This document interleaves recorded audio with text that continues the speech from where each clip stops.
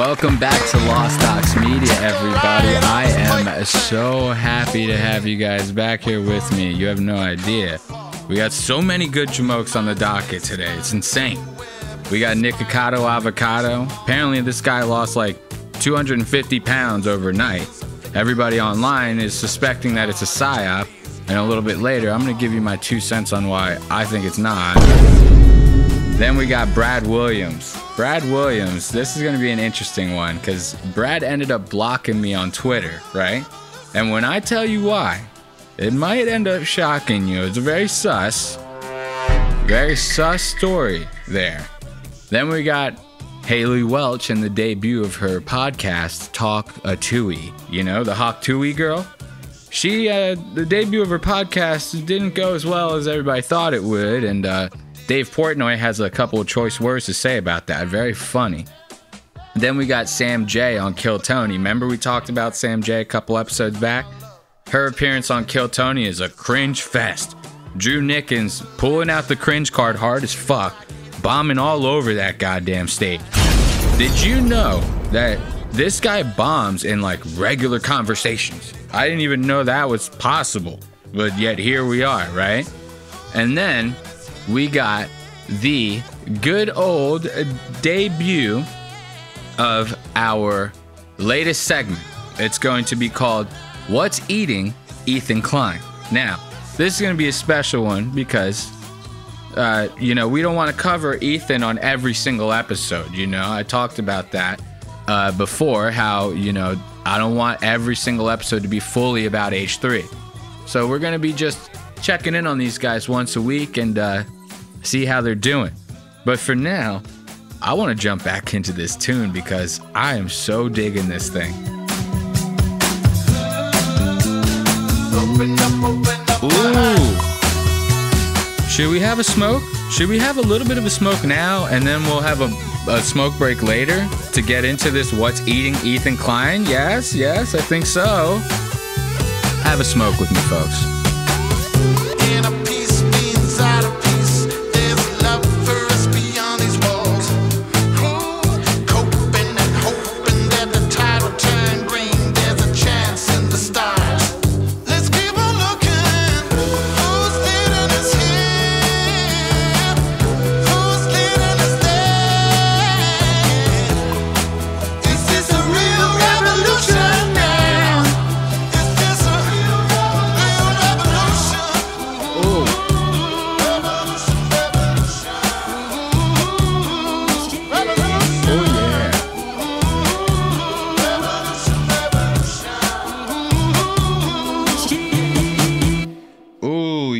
Just a couple hits now, folks. Just a couple, because we can't start the episode off, completely stoned out of our minds. We got a lot of stuff to talk about. So let's get into it. We're going to start with the What's Eating Ethan Klein segment. Yes, ladies and gentlemen, what is eating Ethan Klein? I will tell you in a second, okay? So, like I said, I don't want to talk about Ethan every single episode, the whole episode. But we're going to touch in from time to time. This past week, Ethan had a run-in with one of Sneako's dedicated fans. Now, if you're not familiar with Ethan's beef with Sneako, I'll fill you in quickly. Ethan has always hated characters like Sneako, these right-wing cucks, you know what I mean? And Sneako's an actual cuck, so Ethan really, he shits on him any chance he gets. And recently, Ethan was on Bradley Martin, his podcast, The Raw Talk or some shit, with Steiny. And those two are really good friends with Sneako. So Ethan gets on there, he starts talking a bunch of shit to the point to where they FaceTime with Sneako so that Sneako has a chance to defend himself, and Ethan kind of makes him look like an asshole. And I'm not gonna lie, in this run-in, Sneako's fan looks like an asshole. I was kind of reserving this segment for like L's for Ethan, but he kind of handles this situation the way that you kind of should, because you can see right from the rip. So this Sneako fan is like completely unhinged. This guy, for one, you shouldn't be running up to people's cars and shit like that. Just willy-nilly, just talking shit, you know what I mean? That's very immature. Not the right way to talk shit. If you want to talk shit, do it online like I'm doing. You know what I mean? Not any more mature, but a little more productive, if you will. You know what I mean? So I wanted to get into this clip with you guys so that we could really see what it's all about, you know? And kind of see Ethan get a little bit of a taste of his own medicine when it comes to somebody's fan base being weaponized against somebody else. Let's give this a listen. Let's make sure the volume's good. Okay, here we go. I was just curious, how come you don't like Sneako? Oh, he's a piece of shit. You like him? Yes. How come you don't like Palestine? I like Palestine. No, you don't. Why do you say that? Because, bro, you're... wasn't she in the IDF? Yeah. Ooh, I love that. Wasn't she in the IDF? People like to bring this up about Hila, but they always bring it up for the wrong reasons. I'm going to tell you why you really should be concerned about her time in the IDF in a little bit. But people always like to bring it up like generalizing it. Oh, you were in the IDF, as if people had a choice. They don't. Ethan brings that up here. He says, oh, it was mandatory service. You know what I mean? She had to do it. Once again, there are other reasons to talk about why she was in the IDF that we'll get into in a second. But I want you to look at Ethan's face right now. He looks very like in the middle. Like he looks like fucking crazy right here. You know what I mean? Like he's getting ready to really come unhinged. And Hila looks like she's egging it on. She really is like the puppet master behind this guy. You know what I mean? But let's go back a little bit and check out this interaction initiate again. Ethan's face looks so depraved. He looks like a psychopath. It's insane, dude. And the way he's clacking the gum with his jaw. You see a guy who's chewing his gum like this, you cannot trust a guy who's chewing his gum like this, I'm telling you. It's very tense, you know what I mean? The reason why a guy is chewing his gum like that, with his jaw clenched, you know, with the muscles right next to the ears, clenching up like that, is because this guy's probably got so much shit going on in his life, so much tension, stress, or guilt, that if he wasn't chewing that gum, he'd be grinding his teeth down to fucking nothing. So to me, that's a very bad sign. You see somebody chewing some gum like this. So let's check out this shit. Ethan looks insane. I was just curious, how come you don't like Sneako? Oh, he's a piece of shit. You like him? Yes. How come you don't like Palestine? I like Palestine. No, you don't. Why do you say that? Because, bro, you're... He starts clacking his gums even faster. Why do you say that? Now he's about to get real ramped up. You see him, he's going to step up in the seat. He's going to be like, I'm about to give this guy a viral fucking moment that he's never going to forget. By just handling it like a gentleman, I guess. I don't know. Wasn't she in the IDF? Yeah. Oh, damn, that's crazy. Mandatory service. That's She's born sad. there. That's terrorism, bro. She was born there. See, this is what I'm talking about, though, with this Sneako fucking idiot right here. The whole it was terrorism thing, that's a little stupid.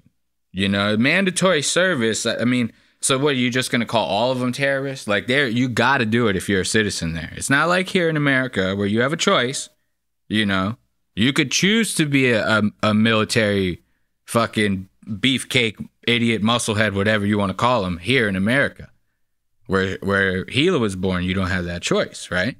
So to be like, oh, you're all terrorists or whatever, that's a little fucked up. You know, a lot of them, they get office and administrative work. But Hila didn't.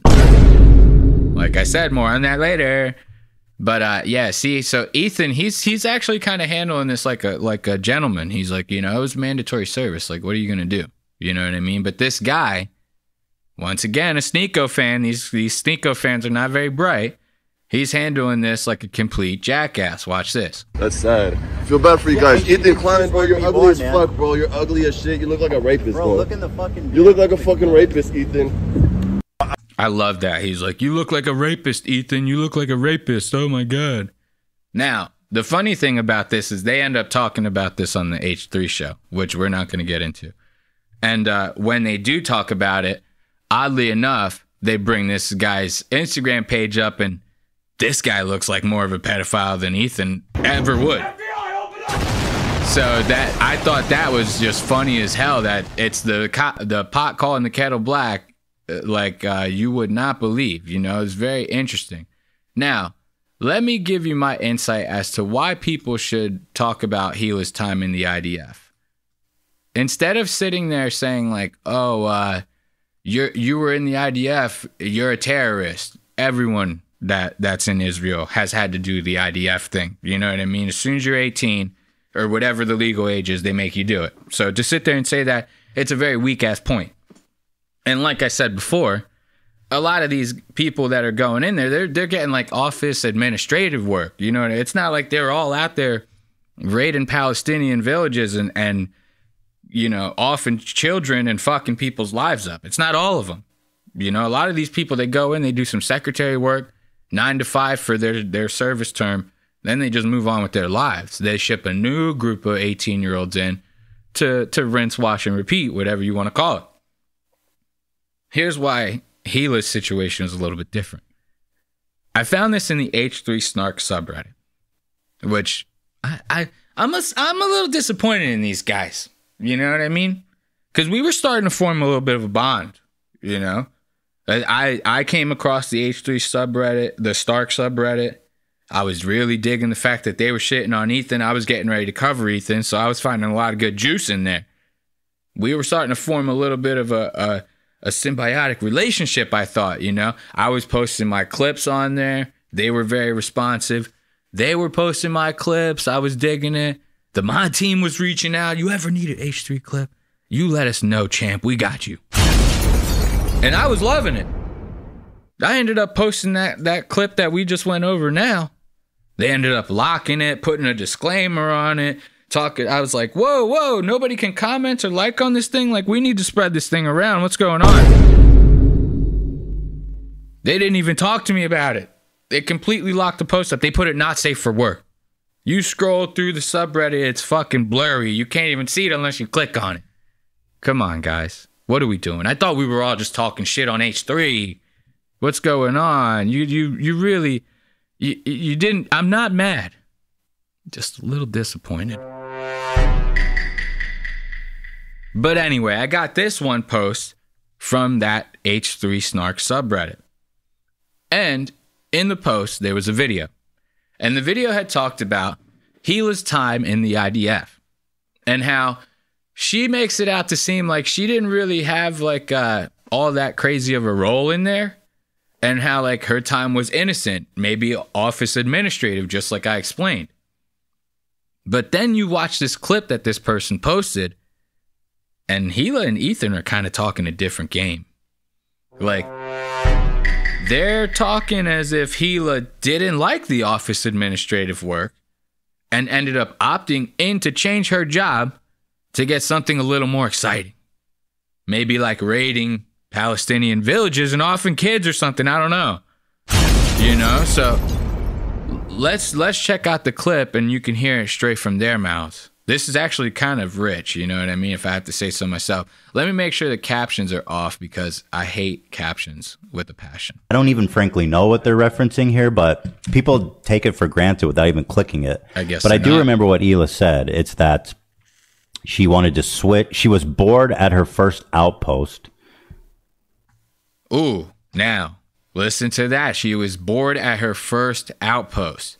Now watch what this clipper ends up doing right here. They point out a very interesting fact. Watch what happens with Hila's facial expression right here. Watch this.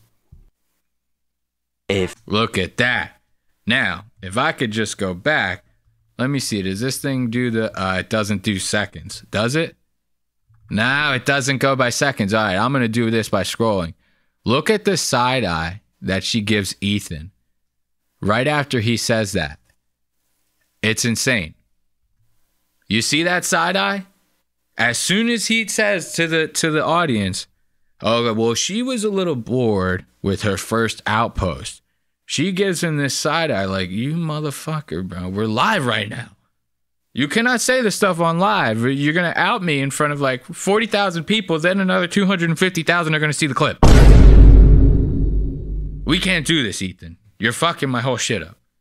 So now she's starting to get worried about this live stream, right? Now this clipper goes in to do the justice. Watch this. A few moments later. So they claim that she thought it was too boring and she wanted to do something more exciting. So she wanted to be placed with the brigade. So that already is insanely bad faith framing, which everybody takes for granted. Now, this is interesting. Ethan's talking about the same thing I'm talking about. He's saying everyone in this H3 Snark subreddit are talking about how Hila lied in her role in the IDF, how they're making it seem like she wanted to go out on raids and different things like that. And basically what people are doing, it's bad faith framing. Like, they're framing Hila to look like a bad person. They're doing it in bad faith. But really, they're just kind of taking the stuff that you said and putting some dots together, really, is all they're doing. I mean, if the desk job was too boring for you, what other job could you want that's a little more exciting? Maybe something that has to do with this? I don't know.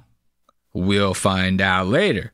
So I find this to be very odd right here that they're talking about this as if they did not say the things that they said. Now, they're going to bring up a link that's in this post that they're going over that has an unedited podcast clip of Hila talking about exactly this. Let's give it a listen. They didn't even click the link as far as I could tell. There you go.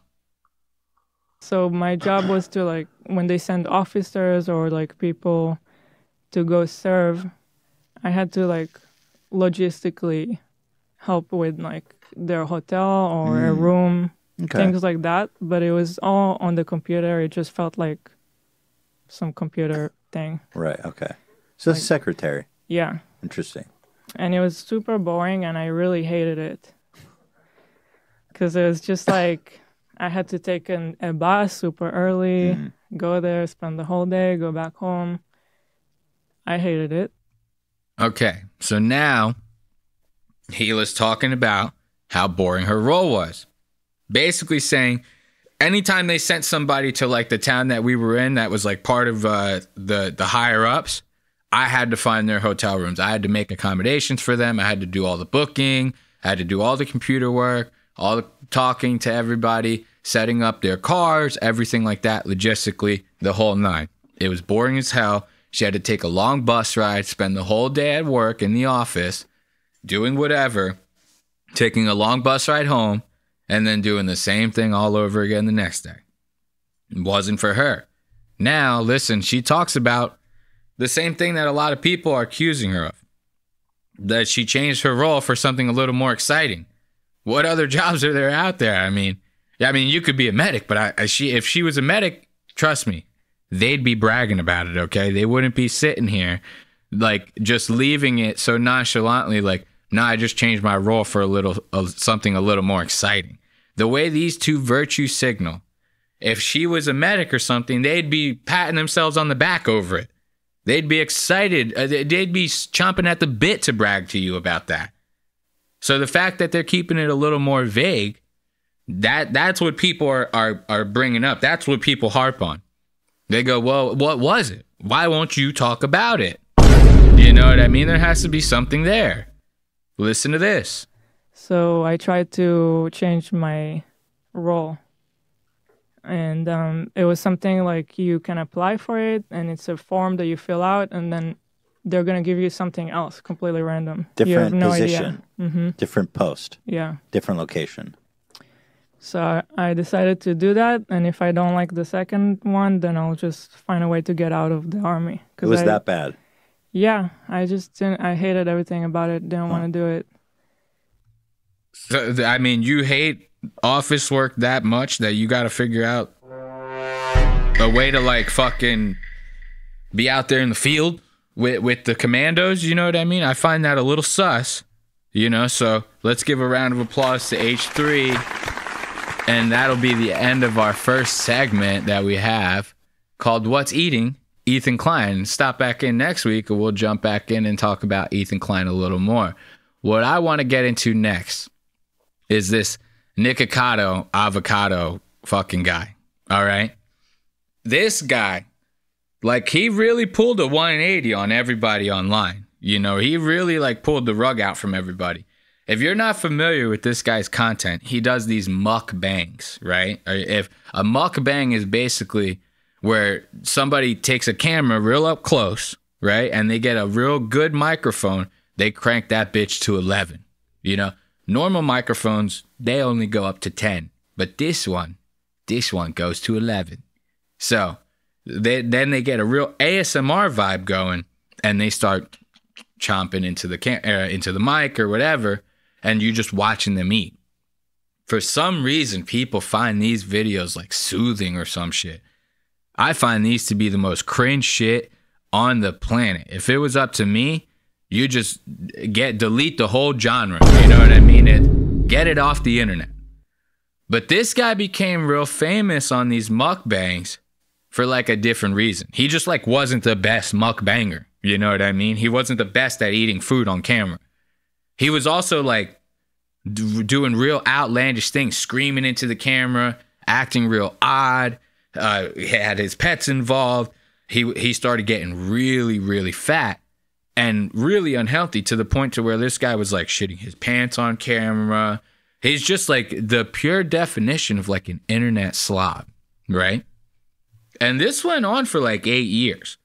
But this dude was getting fucking paid. I'm going to tell you. He had like, if I had to guess, I'd say this guy has close to like 100 million followers on all his platforms if you combine them all. Maybe. I don't know. Maybe like 50 million. That's still big numbers. That's nothing to snark at, right? So people are like watching this guy just degenerate into this fat fucking crazy slob. Or so they thought. Now we're cooking. So, this guy just one day posts a video and he's like 135 pounds. Like, how the fuck does that happen? You know? Was he banking content? Was he, or did he film the skinny shit first? You know? Was he that much ahead of the game? I don't know. People online are really starting to speculate. They're saying like, yo, this is the greatest thing since sliced bread. This guy came up with like the craziest psyop that the internet has ever seen. And after we get into these time codes, I'm going to tell you, it's not, okay? It's not a crazy psyop. This guy, he's just crazy. That's it. It's not a psyop. This guy is just fucking insane. So let's get into some of these time codes. And just so we could get a sense of like what this guy is now, and then I'm going to show you what this guy was before. Because this is like psychopath behavior right here. Watch this shit. So let's start with the intro. The intro, I even got to, like, this is like some super villain shit. Listen to this guy talk. 2 steps ahead. I am always 2 steps ahead. This has been the greatest social experiment for my entire life. It's alluring, it's compelling, it's gripping to observe all these unwell, disoriented beings roam the internet. Okay, now what we have here is some delusional shit. Like, so now he's trying to sit there and say, like, I'm always 2 steps ahead. I'm 2 steps ahead. This has been the greatest social experiment of my life. To become the fattest fucking crazy slob that the internet has ever seen and shit my pants and do all this outlandish shit to, like, completely defile myself online and watch you all just eat it all up. That's I'm super villain-esque right here. This is... Dr. Doom couldn't come up with a better plan than this, okay? So this is basically what he's getting at here. Now, my question to you is, do you believe him? But as a matter of fact, oh my God, I almost forgot. So I got like this super villain music queued up for this. This is actually insane. We're going to start over from the beginning. This cues up so fucking well. Listen to this. He actually might be a supervillain. I don't know. 2 steps ahead. I am always 2 steps ahead. Ooh. This has been the greatest social experiment for my entire life. It's alluring, it's compelling, it's gripping to observe all these unwell, disoriented beings roam the internet in search of stories, ideas, rivalries. So you see, this is like, he actually does kind of have like a little bit of like a villain vibe here, you know? Like, this is actually a little scary listening to him talk about this, because he could have came up with this plan, right, to do all this. But this is why none of it makes sense to me, is because if you want to psyop the internet, why risk your health at such great lengths to do it? It just doesn't make sense to me. Like, this guy was probably like borderline liver failure. Like, he was really if you're eating to the point to where like you cannot control your bowels, something on the inside of you is not right. I'm going to tell you that right now. That's like your body telling you, like, I don't know what's going on the outside, but we can't do this shit no more. You know? Like, if you're eating and it's immediately coming out, that's your body telling you this is no good. Whatever you're putting in here, it's not doing us any favors, bro. So if you could please just get back to the shit that will do us some solid, you know, some solid shits, then we would thank you for it. But now let's get back to this super villain intro. Listen to this. Where they feel encouraged and engaged, where they involve themselves with the stories and become a product of influence. Thirsty for a distraction from time unspent, spoiling their minds, yet stimulating them at the same time. It's brilliant, and it's dangerous. I feel as if I'm monitoring ants on an ant farm. One follows another, follows another, follows another. It's mesmerizing.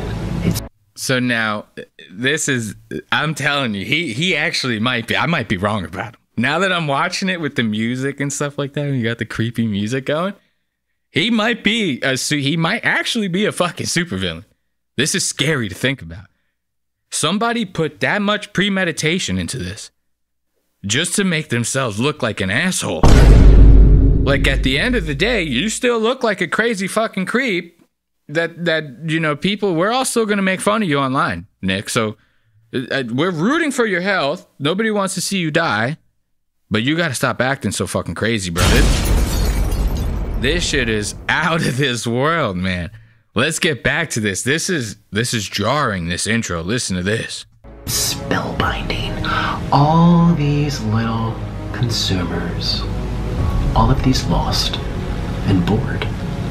So now he's saying that all of us, we're just ants to him. He's just watching us. You know what I mean? We're just chomping at the bit to consume his content and watch him ruin his life. And he's been 2 steps ahead of us the entire time. It's all been part of his diabolical scheme to do what? That's the reason why none of this makes sense to me. To do what? You know, what's the big tell here?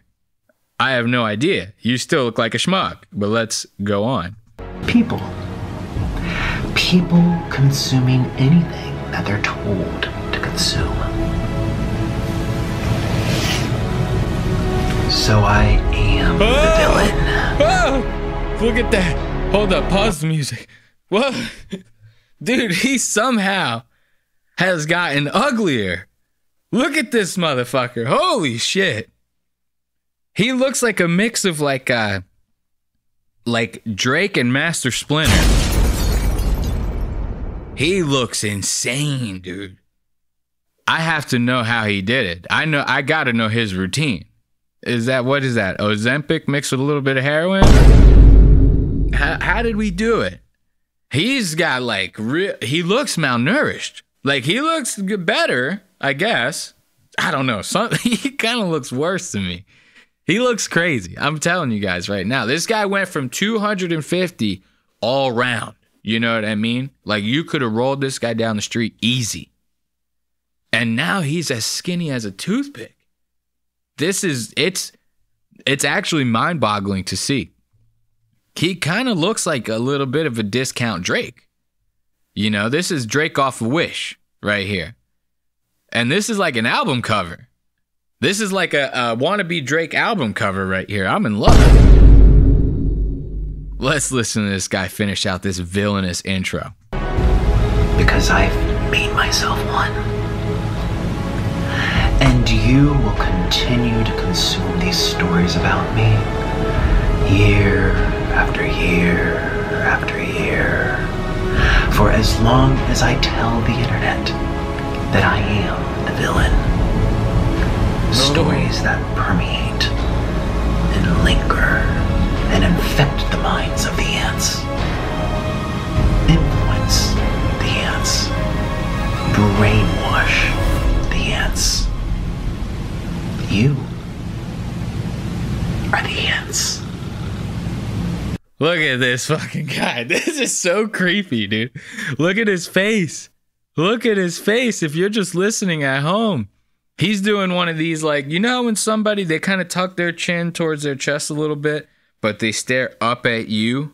You know what I mean? They have that real evil, villainous stare. That's what he's doing right here. And it's fucking terrifying. I'm not going to lie. Nikocado Avocado, he might be the Dr. Doom of YouTube. I mean, I'm serious with this. He might be an actual villain. Like, that's truly scary. You know what I mean? It's terrifying to watch. Like, I don't know. I'm almost flabbergasted at this. Now let's watch what this is going to turn into, because here's my thing. If this is all psyop and you're like, oh man, now I'm healthy, why are you doing the same content? Now he's skinny. He's got this new lease on life. You figure, okay, now it's time to start making like some like vlog content, some like feel good stuff, you know, day in the life. This is my healthy journey. Maybe let's turn this thing around on the positive, right? You know, you fooled us. Great. But he doesn't. He goes on to make the same kind of mukbang content. This guy eats like 36 pounds of noodles on camera right now. We're about to witness this guy fall right back into degeneracy. Watch this.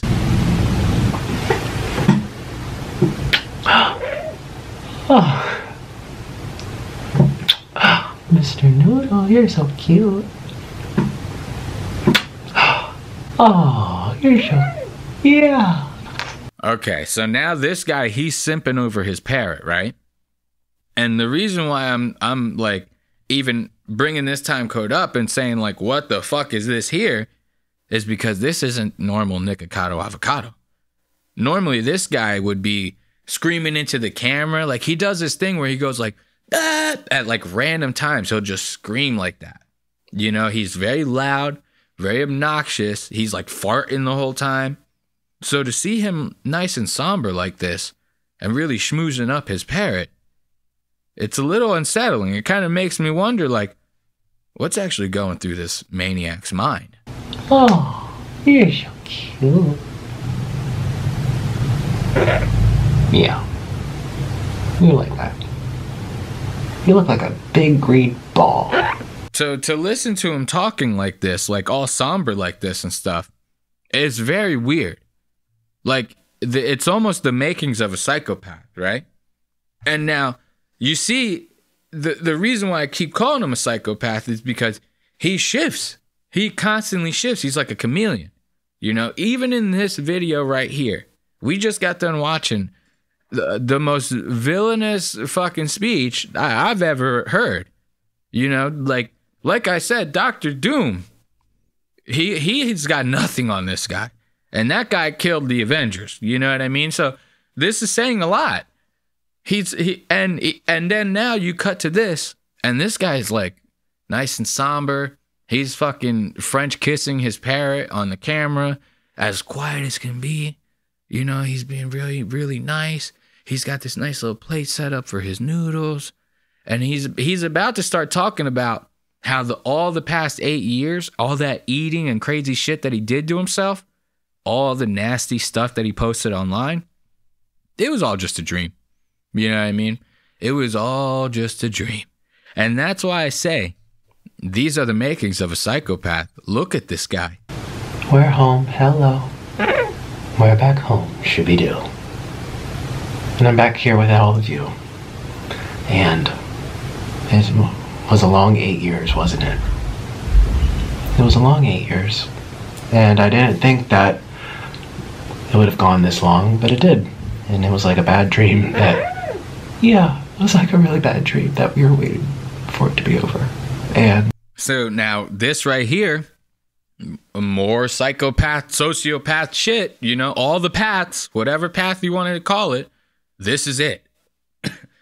I will be editing out that cough. So now this is another switch. Now he's going from being like somber and quiet.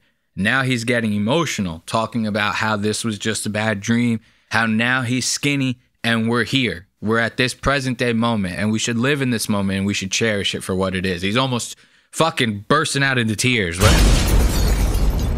Get this guy the fuck off my screen. So he's sitting there once again switching. And like I said, if you're this emotional about it, why are we jumping right back into the same kind of content? It doesn't make sense to me. It does not make sense to me. It's like crying over something that you did to yourself. It's like someone telling you not to put your hand in a fire because you'll burn yourself, and then you do it, and now you're crying about the fact that you burned yourself. You did it to yourself. it's over. It was just a dream. It was just a dream, Mr. Noodle, wasn't it? Yeah. Now, I'm going to tell you right now, this Mr. Noodle, he's got to fucking go. You got to get this fucking parrot away from this plate of food. Because when I show you what this about to happen right here, this shit is insane. This guy busts out the plate of noodles. The parrot starts eating the noodles. This is insane. Watch this. That noodle? What's that? No. So you get a taste test before I do. No. Somebody get that fucking bird out of here. You cannot have this nasty beak all over your fucking crazy ass noodles. And I don't even know what are these noodles even covered in. You know, he calls them spicy black bean noodles. It looks like noodles covered in shit. Okay? No amount of green onions is going to make this look appetizing. You know, and the sesame seeds, not doing you any favors. Now you mix in all this bacteria from your parrot's schnoz while he's getting a nice little fucking mouthful of them noodles. You really got a recipe for gut disaster, my friend. I'm telling you, you're walking you're dancing a dangerous dance here. I don't think you're equipped to handle it. This is like kind of not fair.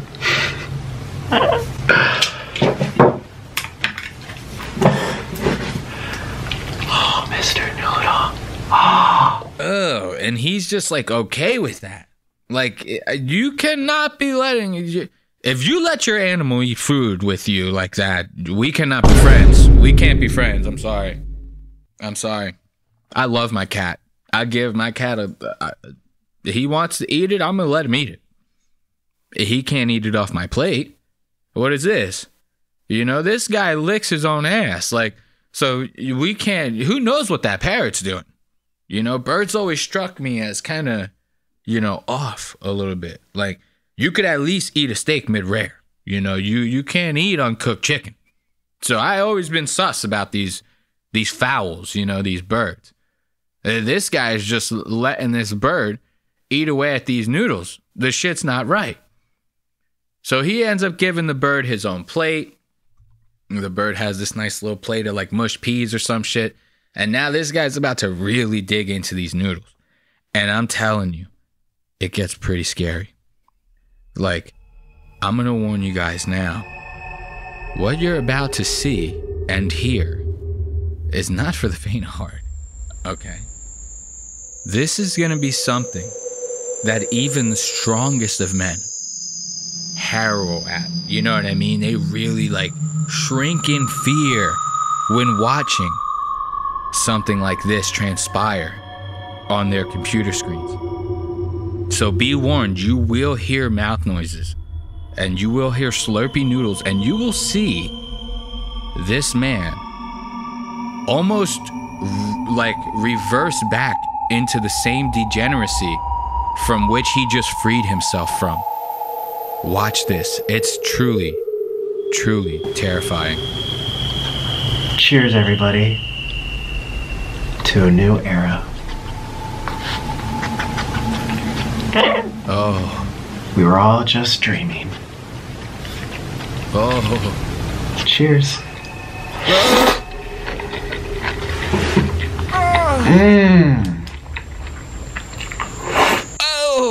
Oh, the fucking slurping, and it's so disgusting. Oh, it's so disgusting. I almost can't even handle it. This kind of content, it's just, I almost could never get into it. Now watch, we're about to go into the next one. This guy's about to take a big bite. I'm gonna slow it down because that's gonna really show you, the lunacy here and how scary this actually is. Watch this. Cheers. Oh.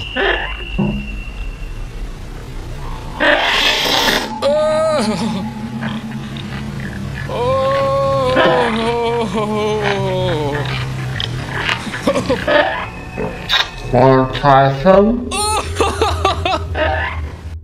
Did you hear that? He goes, wanna try some? Oh my God, that is fucking disgusting. Oh, that is so gross. That is so gross. Dude, we're gonna listen to that one more. Well, listen, we don't have to, if you want, turn down the volume if you're watching, you know what I mean? Watch it, the way he says this. You want some? You want some? It's so disgusting. I cannot believe that this is Cheers. real. Watch this. Oh. Wanna try some? Wanna try some? Oh, what is this face? What is this face, dude? He's still just as deranged as he always was. All the black stuff all over his lips, the fucking nasty shit from the noodles. This guy I'm telling you, I give it 6 months. I give it 6 months, and Nikocado Avocado is right back to where we started from. Honestly, it wouldn't even surprise me if this was just like a video he recorded 8 years ago, and he's still just a fat fuck. Now, more on that conspiracy in a second, because there are some more TikToks and stuff like that this guy's putting out to kind of debunk that thought. Now, we'll get on that in a little bit. Look at this guy. You saw how big that plate of noodles was. He finishes the whole fucking thing. Look at the face on this guy. He's struggling. All the sodium and like the gluten or the rice or whatever it is from the noodles all sitting in his stomach, He was talking about how chewy those noodles were in the video. So, they're sitting in the bottom of his stomach. It's like a rock. Picture when that stuff gets in you and it starts digesting, it's like you have a giant ball of pizza dough in your stomach, just filling up your whole stomach. This guy's like heart is working double time. The fact that he's skinny might not even be helping his insides. And watch, he just got done finishing this whole plate. Thanks for watching my black bean noodle mukbang, and I hope you enjoyed your food if you ate with me, which you should have, because that's what mukbang is supposed to be. I'm gonna tell you right now, if you are eating during these videos, you're like on a different level of crazy. That they should just lock you up for doing that, period. A maximum security, the whole nine. You should be not even allowed near the murderers, because that's the level of psychopathy that you have to eat while watching a video like this and listening to all those noises, Like, it's listening to people's mouth noises close up in a microphone That's a big no-no, my friend. Like, so the fact that people would eat while this is happening, it's insanity. That's what it was originally for, and that's what I'm trying to bring back to the internet. Disgusting. And I love being a mukbanger. I love food. I like eating food. And I like being here. So let me know what you think. I guess that's it. Bye! Once again, here's the thing. How is this going to be conducive? How are we going to make this work, Nikocado? That's my big question. Like, you cannot have your cake and eat it too. This, if you're going to lose the weight, the mukbang content, you're just going to get right back. Is that going to be another Psyop? Is it going to be, you're going to do it again for 8 years and then lose all the weight all crazy again and be like, I got you guys again, fooled ya. I don't think that's how it works, my friend. You got to stop being, like, you might have lost the weight, but on the inside, you're still a fat fucking slob. You need therapy, my friend. You need therapy. Now, like I said, a lot of people have been almost like speculating that he might have, done this as a one-off video. That he ended up maybe filming it a long time ago, and he just posted this, and now he's still fat. Because the whole time leading up until this post, he had posts that where he was still fat. Like, I think I had watched something where they were saying like just 3 days before he posted the video we just watched, he had posted something else on one of his channels and he was still huge. So that either goes to show you he either banked up on the big content while he was losing weight, or he filmed himself while he was skinny and he's still a fat fuck. But now he's starting to post content to kind of like try to debunk those thoughts with people. And I'll show you right now. This content is almost just as scary as the mukbang stuff. Ahead. You know what I mean? Like, it's insane. I don't know why this thing just went to floating player. We cannot do that. I want to full screen it. Okay, thank you.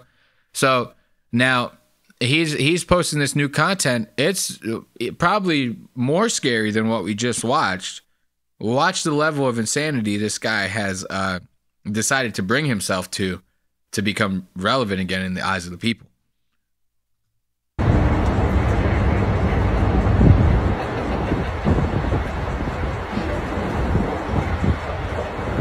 Look at this. So this is not good for anybody who's just listening. He's basically on an escalator and he's just dancing. Like, you remember how when TikTok first started and people were like, nah, man, TikTok's fucking gay, dude. It's all just like little kids dancing.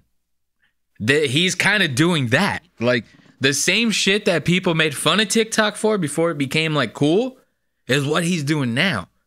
So it's like, I don't know. It's hard to get a read on this guy. Like, he must have, I bet psychologist YouTubers are like fucking killing themselves trying to do the research to make a video about this guy. Cause they're going to be doing all sorts of shit like that. You know how like when like a crazy like lawsuit happens or something, you get those like lawyer YouTubers that'll come out of the woodwork and they'll be like, this is why the lawsuit is it's a no-go, or this is why P. Diddy's going to end up getting convicted on all charges. They end up posting the video. It gets like 24 million fucking views. Everybody fucking loves it. Psychologists and stuff, they do the same shit. When celebrities are going crazy, they make the same kinds of videos. So I could only imagine the mental gymnastics they're going through trying to figure this guy out. Like, this is insane. Look at this. Now he's dancing in front of like some convention center or something. No music. And he's just looking absolutely insane. Like, he's doing a dance that I would imagine if like there should be like K-pop music behind it. You know what I mean? That's what I picture when I see a video like this. Like, there should be like some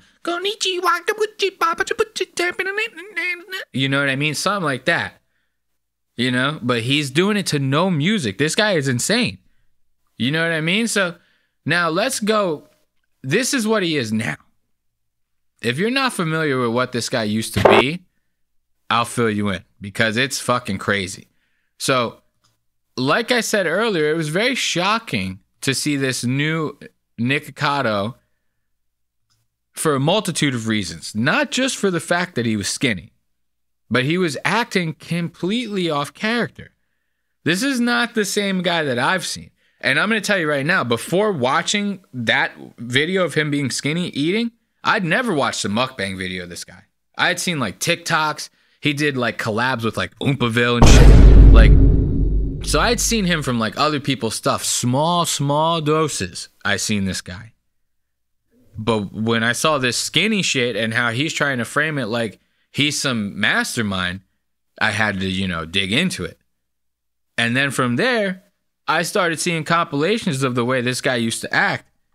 I'm going to tell you right now, this is like a total 180 on the behavior side. He's still doing the same shit on the eating side.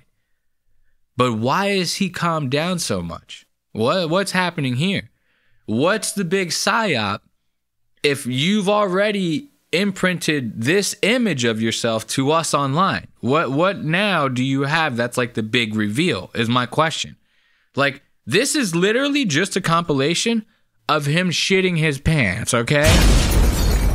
If you have that much content of you just doing that and other disgusting stuff, like, what was the big plan?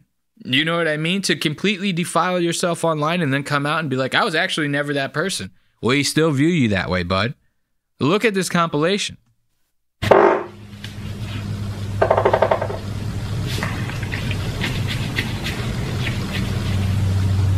You see the way he's acting? Skittish. Nothing came out. He's like a fat squirrel.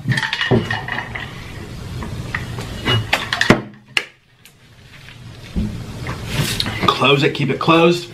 Oh.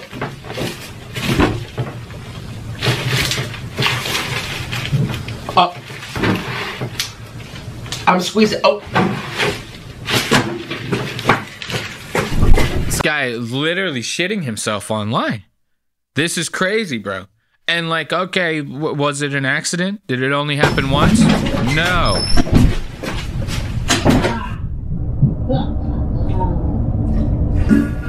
Oh, dude, this is disgusting. And then look, see, this is what I'm talking about. He used to do this kind of stuff and then smile about it. This guy, he's always had this. My suspicion is that he was always this disgusting fuck. And now that after getting famous and rich online, he maybe came across like some sort of epiphany. And he was like, man, is this really the right track? Do I really want to be known for this as I get into like my 30s and then my 40s and my 50s? You know what I mean? If I even make it that far. I'm already pushing 350. Like, you don't see too many super old people who are fat. You see tons of old people smoking cigarettes, though. Isn't that crazy? Right? How that works? How eating yourself to this degree is that much unhealthier for you. Isn't that crazy? So maybe he had some sort of like epiphany. And he was like, what could I do to make it seem like I never wanted to be this person? What can I do to kind of save face? Because I've been stuck in this like depressing, eating, like black hole where I've just been like not doing any kind of work on like myself as a person or trying to like better myself in any way. And I happen to find a sliver of success in it. So I stretch that to the furthest degree I possibly could. And now I'm kind of feeling like it might leave a stain on my legacy. So what can I do to fix that in the eyes of the public? Oh, I know. I'll make it seem like this was my plan all along. And like you, the viewer, are the fucking idiot for believing it all along. No, that's not how, at least in my mind, that's not how it works. You've always been this fat fuck. And just telling by the behavior that you're displaying in this one new video, you're always going to be this fat fuck. So don't try to sit there and pass the buck onto us, the viewer, for, taking part in watching your downfall. And that's the, you know, when people watch NASCAR, the whole time they're just like waiting for a car crash to happen. That's what we're doing. We're waiting for you to take a bite of this Big Mac, and that's the one that does you in. That's what we're waiting on, okay? So don't try to play this on us. Look at this degenerate. This one's bad, dude. This is disgusting. Look at this. No, this is all part of the psyop. I have a shit stain in my bed with my gay lover sleeping next to me, only a foot away. I'm going to post this on YouTube. This is all part of the psyop. You're the idiot. You, the audience, you're the fucking idiot. The audience member's the idiot, not me. You know what? I'm the greatest. You know, I'm going to take over the world with this shit. This is like the most backward shit I've ever heard of, but I mean, I that's just Nikocado Avocado. I mean, what are we going to do? Let's give it up for him. Let's give it up for our new Jamoke, Nikocado Avocado. I'm definitely going to be keeping tabs on this guy for a little bit because he is fucking losing his way. And I'm telling you, like I said, I give it 6 months, and this guy is going to be 350 plus all over again. So let's get back into some music. Let's finish out that J and have a little bit of a smoke break, and maybe we'll talk about some Brad Williams. It's a trap. It's a trap. It's a trap. It's a trap. It's a trap. It's a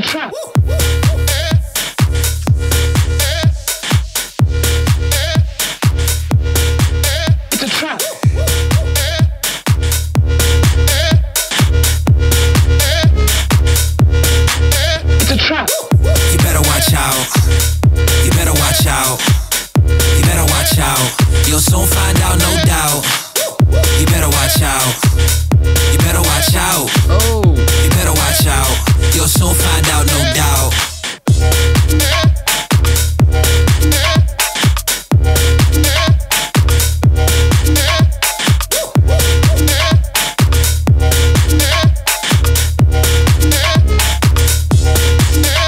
Don't you fall in love. Don't you waste your time. She'll take all your money, won't leave you with a dime. Tell you you're the one, then tell you never mind. Yeah, that girl look good. Yeah, I know she fine, but It's a trap.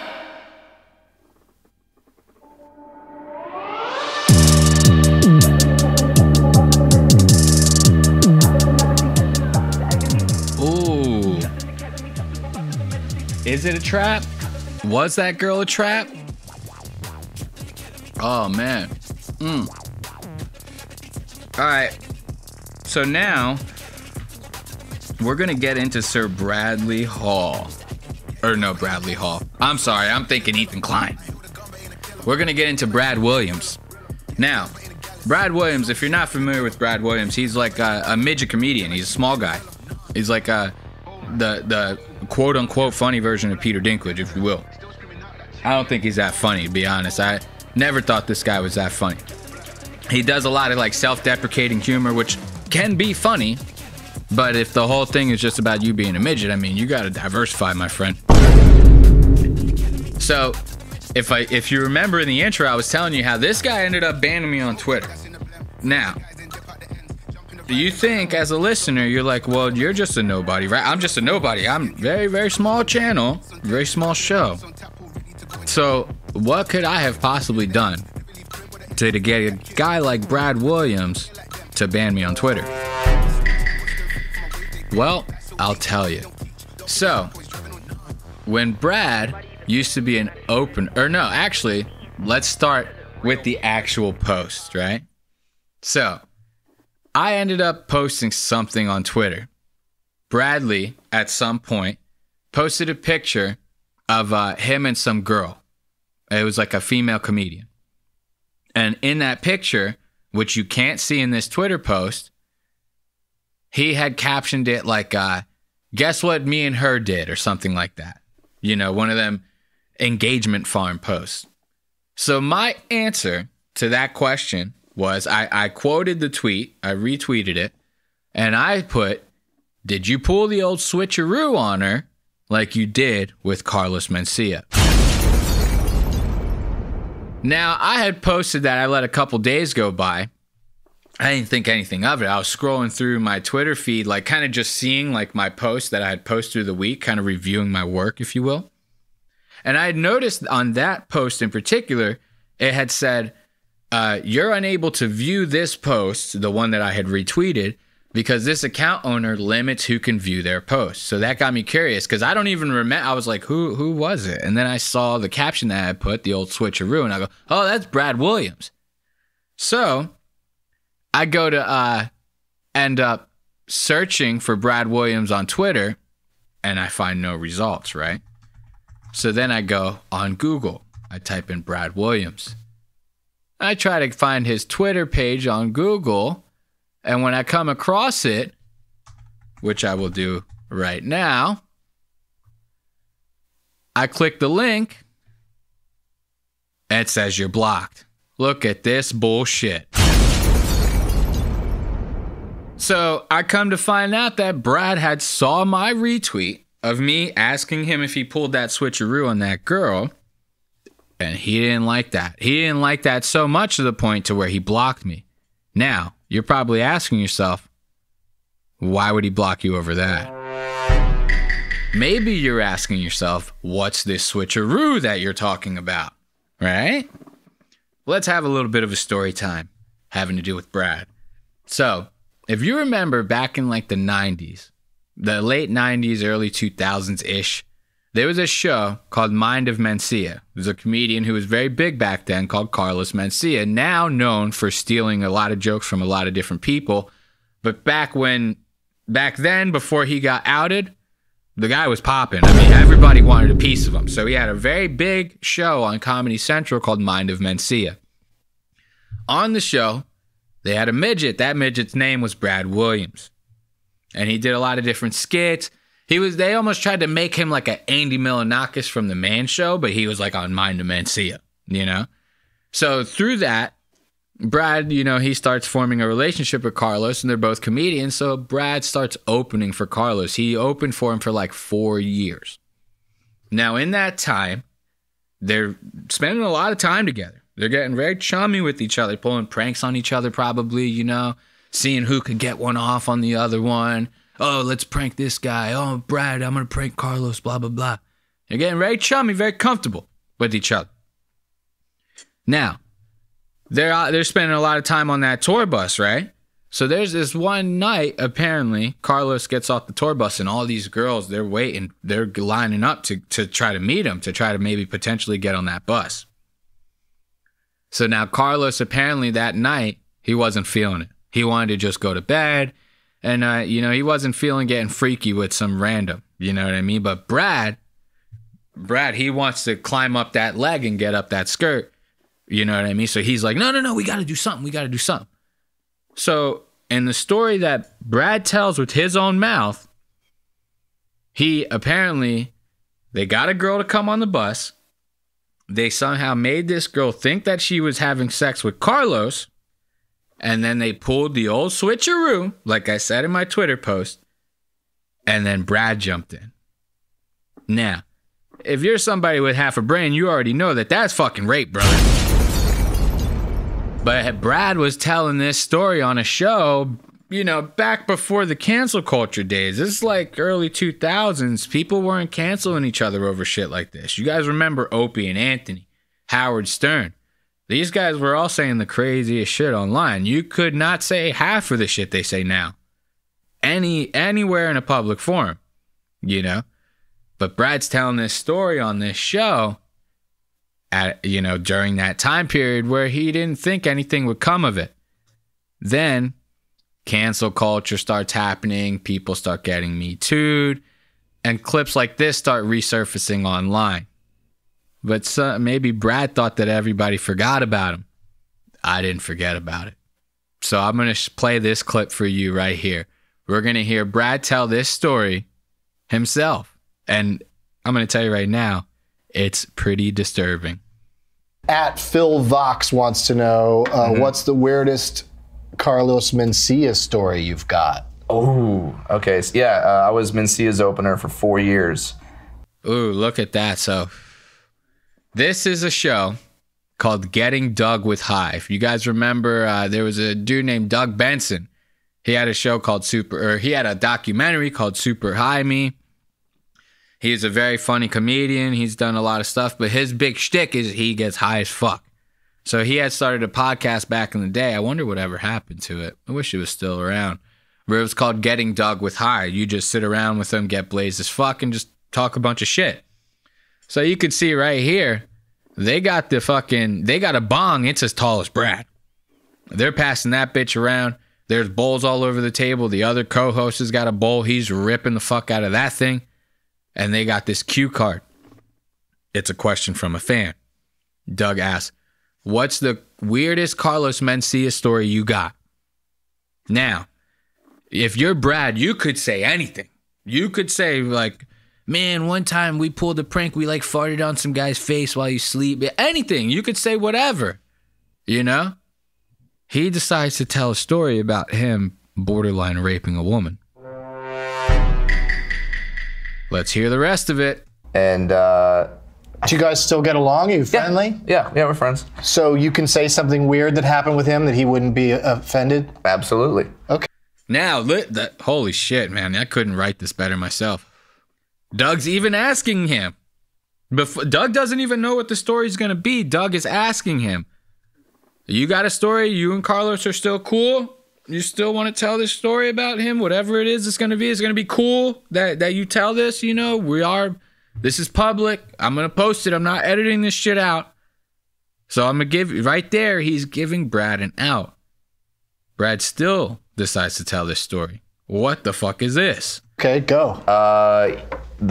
When we were on a tour bus together, and he got this girl was like on the bus and just really wanted to sleep with Carlos, and was in the back of got on the bus, actually blew our driver to get on the bus, and then was... Who are you, Kiss? So now, this is very, very telling here. This woman is obviously, she's desperate to do anything to meet Carlos. This is who this girl thinks that she's about to see. According to Brad, this girl wanted to see Carlos so bad, she was willing to blow his fucking fat, retarded driver. That's saying a lot. That you really want to meet this guy.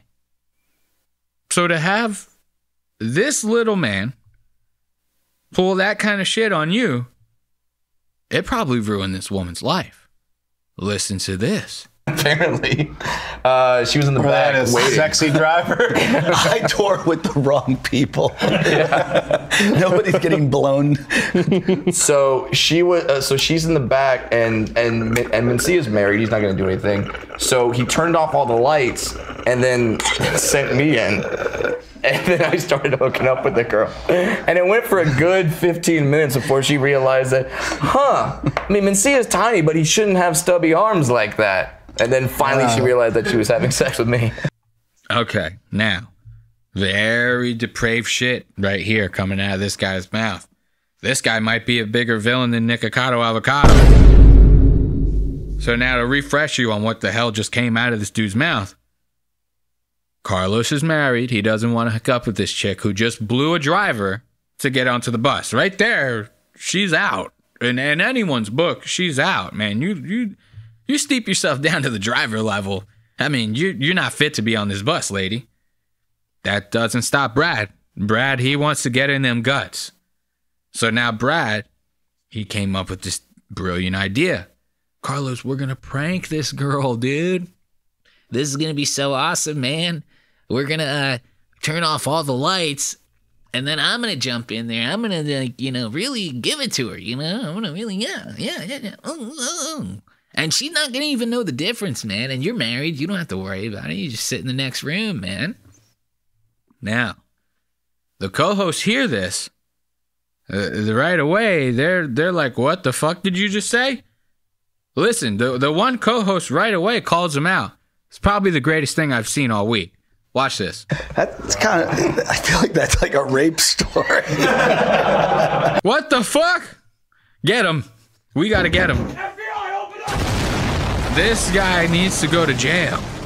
Look at the face on him. He's like, yeah, I did it. This guy is fucking insane. Now, listen to his defense on this. I get it, where everyone's trying to be funny, but right away, this guy is like, I don't know, this one might not be funny, man. Like, if this is true, you might be fucked, dude. Listen to this. Not in a technical sense. I think technically it is. Well, I hope this was over 7 years ago. It was. Okay, right there. Now listen to this. This is very depraved shit. When the co-host brings this up to Brad, Brad's defense is, well, not technically. It's not technically rape. Is it? And right away, the guy's like, yeah, it's technically, actually, technicalities are like what we're mostly working on here. You raped her, okay? You did it. Sorry, you're guilty. If you don't have statute of limitations on that shit, you're fucked, my man. I'm telling you that right now. Because, once again, we're not editing this out. Listen to this one more time. This is insane. I think technically. Listen to this. Not in a technical sense. I think technically it is. Well, I hope this was over 7 years ago. It was. The statute of limitations are good. It was good being here. Nice knowing you, Brad. See, this guy, he wants nothing to do with Brad now. This guy's like, dude, I gotta get the fuck away from you, bro. Like, if you're willing to do that to some, random chick that you don't give a fuck about, you're obviously depraved in the head, my friend. This is something that normal people, they just don't do, okay? So, now, a lot of people, you could chalk that up to be like just a regular old, oh, he was trying to be funny, right? But here's my question. If he was trying to be funny, why would he block me on Twitter for saying that? Like, that right there, to me, kind of doesn't make sense. Let's not forget right here, I can't see this guy's shit. And just because I said that one line to him, if I didn't do something like that, I would just brush that shit off. Well, you can't touch me, dude. The shit was, this shit's not true. You could bring it up a million times. They had Carlos talk about it. Carlos is like, I would never do something like that. Let's say it did happen in real life. You're all going to say it didn't happen. Everybody there is going to, what, do you all want to go through the trials? Of course you don't. So my question again, why block me? If you're so innocent, why block me, Brad? It was just a joke. So let's give it up to Brad. Brad Williams, there we go. Blocking me on Twitter. It'll be a while. I'll create a burner. We'll keep tabs on Brad. I got your number, Brad. You ain't going to get away from us that easy. So what else we got on the docket today? Ooh, we got a little bit of Haliey Welch. Let's get on some waiting music for Haliey Welch, Because she's a real Southern, a hometown girl. So we got to talk about her very lightly. We want to have a little smooth approach when talking about Miss Welch. Because she's not just Hawk Tuah on that thing. She's going to steal your heart and win over America one view at a time with her podcast. Her first episode of the Talk Tuah show aired on September, 10th, I think? And I went and gave that a listen. I was very excited about that. Because this whole Hawk Tuah thing, it doesn't make much sense to me. Yeah, it was cool that it was a viral meme and it was funny. I thought it was genuinely funny when I first saw it. After it gets jammed down your throat so many times, it gets a little stale. But never in my 36 years have I ever seen someone's 15 minutes of fame get stretched out so far with so little. Like, this chick damn near not even spit on a dick yet. You know what I mean? Like, we gotta see some proof. But somehow, just through her charisma and her charm, or her attitude and her personality, she's winning a bunch of people over in Hollywood. So everybody's chomping at the bit to strike a deal with this chick. Who ends up getting her? Jake Paul. Jake Paul ends up signing a deal with Hawk Tuah under his gambling company called Better. You know, Better, B-E-T-R is the name of his gambling company. And I searched for some scandals with them, and surprisingly enough, I didn't find anything. I mean, I'm not CoffeeZilla, but I could do enough research to where if they had a scandal, I feel like I would have came across it. Something worth talking about at least, you know what I mean? Nothing. So they end up signing this Hawk Tuah. She has her podcast, and her first guest is none other than Whitney Cummings. You guys remember Whitney Cummings? Whitney had Hawk Tuah on her podcast. And I ended up covering that because I thought it was kind of strange that Whitney and everybody else in Hollywood was trying to use this girl's newfound fame and their benefit. All of them trying to sign deals with her to ride the coattails of what she has going on. You know, this girl is like one of the most famous people in the country right now. Somehow, though, her podcast was probably the most boring fucking thing I've watched in a long time. Even with Whitney Cummings on there, like I was like, oh man, Whitney's gonna get on there. So it's not gonna be funny, but Whitney's gonna say a bunch of stupid ass shit. I'm gonna end up with like time codes on top of time codes on top of time codes for this show. I got damn near nothing. This shit was so fucking boring. And when you see the way that they put this together, look, I thought Jake Paul was supposed to be like a YouTube mogul. He's supposed to know how to produce content. When you see just the intro on this shit, I was like, what the fuck is going on here? Watch this. Tequila's kind of the only thing I do. As always, it starts in the middle. We should be used to this by now. This is my MO. So watch this intro. This shit is, it looks like she and her friend put it together themselves with no input from any producers, no consultation from Jake's team, nothing. Like, it looked like two high school girls just did this for like an AV project. Watch this shit. Come on, Haliey, it's not that bad. All right, it's time to get out of the bed and quit rotting. Haliey, get up. All right, I'm ready to talk. So I wanted to start my podcast out here in Belfast, Tennessee, where all right, I'm ready to talk. Now, that right there, where were they, what doors were they coming out of? Like, watch this. The one girl comes out of one door. Haliey's sitting on the bed. Then another girl comes out of another door. I don't even think it's the same room. Watch this. This shit is, it's insane. Like, how did Jake Paul see this and not go like, no, we got to do something a little bit more creative than this? Come on, Haliey, it's not that bad. All right, it's time to get out of the bed and quit rotting. Haliey, get up. All right. All three of these girls pop into her room at different times to just tell her to get up, quit writing. What was she writing? There's no context to this.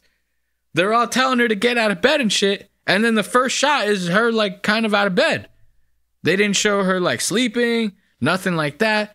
In the one shot, look, this is funny to me. In the first shot, the girl's like, Haliey, quit rotting. She's sitting on the bed, not writing anything. She's sitting there cuddled up with her Matt Rife pillow. Look at her sitting over here. Womp womp. This shit is fucking hilarious. Come on, Haliey, it's not that bad.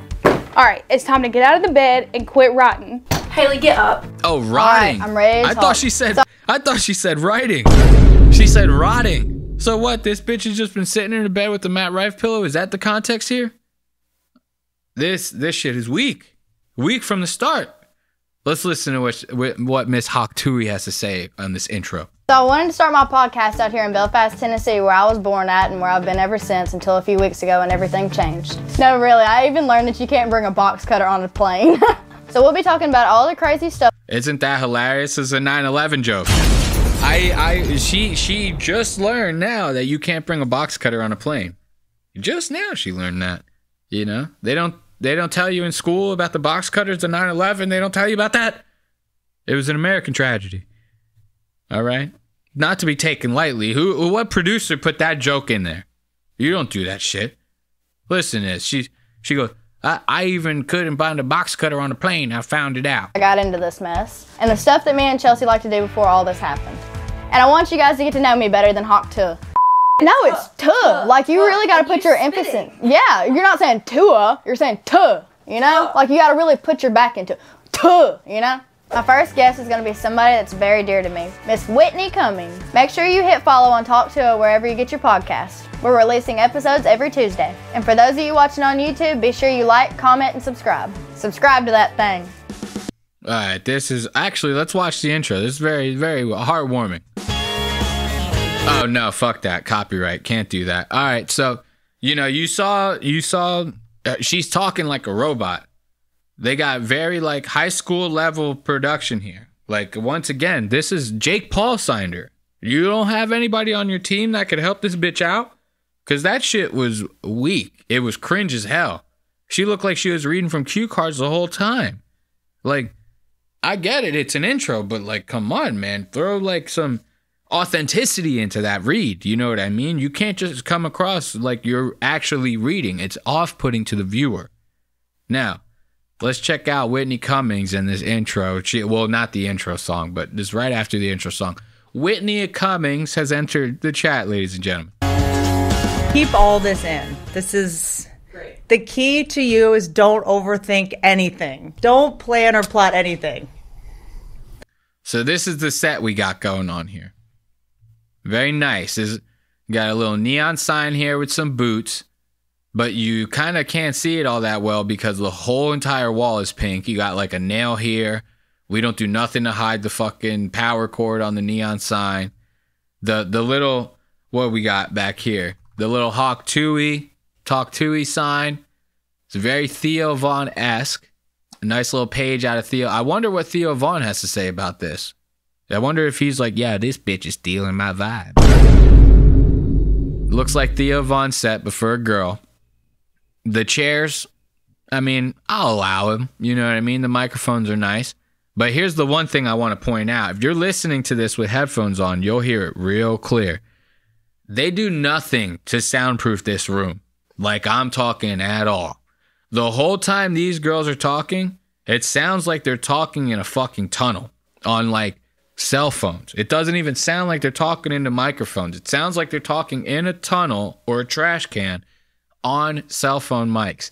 Like, I actually, when listening to this, I was like in the other room. I was like demoing my bathroom because we're redoing the bathroom, right? I was in the other room and I started catching on to that. I started listening to it. I had to stop what I was doing. I burst through the wall like the Kool-Aid man. And I put my ear up to the speaker so that I could hear it better. And I could hear it perfectly fine. These girls, it was them. I thought it was the echoing throughout the room from the speaker that I was playing on. Turns out, I was in the wrong house the whole time. But I could hear that echo, and like they did nothing about soundproofing this at all. It's kind of fucking crazy. Listen to it real close, you'll hear it. The key to your success is just flying by the seat of your pants and being exactly who you are. That's why I think me and you connect on a different level. I think so too. We both... It sounds so echoey, you know? And this chummy whole, like, we connect on a different level and blah, blah, blah, blah, blah. Dude, Whitney's been in Hollywood a long time. That bitch will finesse the fuck out of you, okay? There's no authentic, like, relationship happening here. You're a 21-year-old girl. She has nothing in common with you. As much as Whitney wants to have something in common with you, she doesn't, okay? This is all just Hollywood, like, you do my thing, I do your thing, you know? Yeah, we'll exchange numbers, but when you get into a pickle, I'll never pick that shit up. I'm never picking up the phone for you, okay? The second that you accidentally drop a hard R, it's over between us. That's typical Hollywood shit. But I thought this was kind of cringe, this situation. Like I said, this podcast is boring as fuck.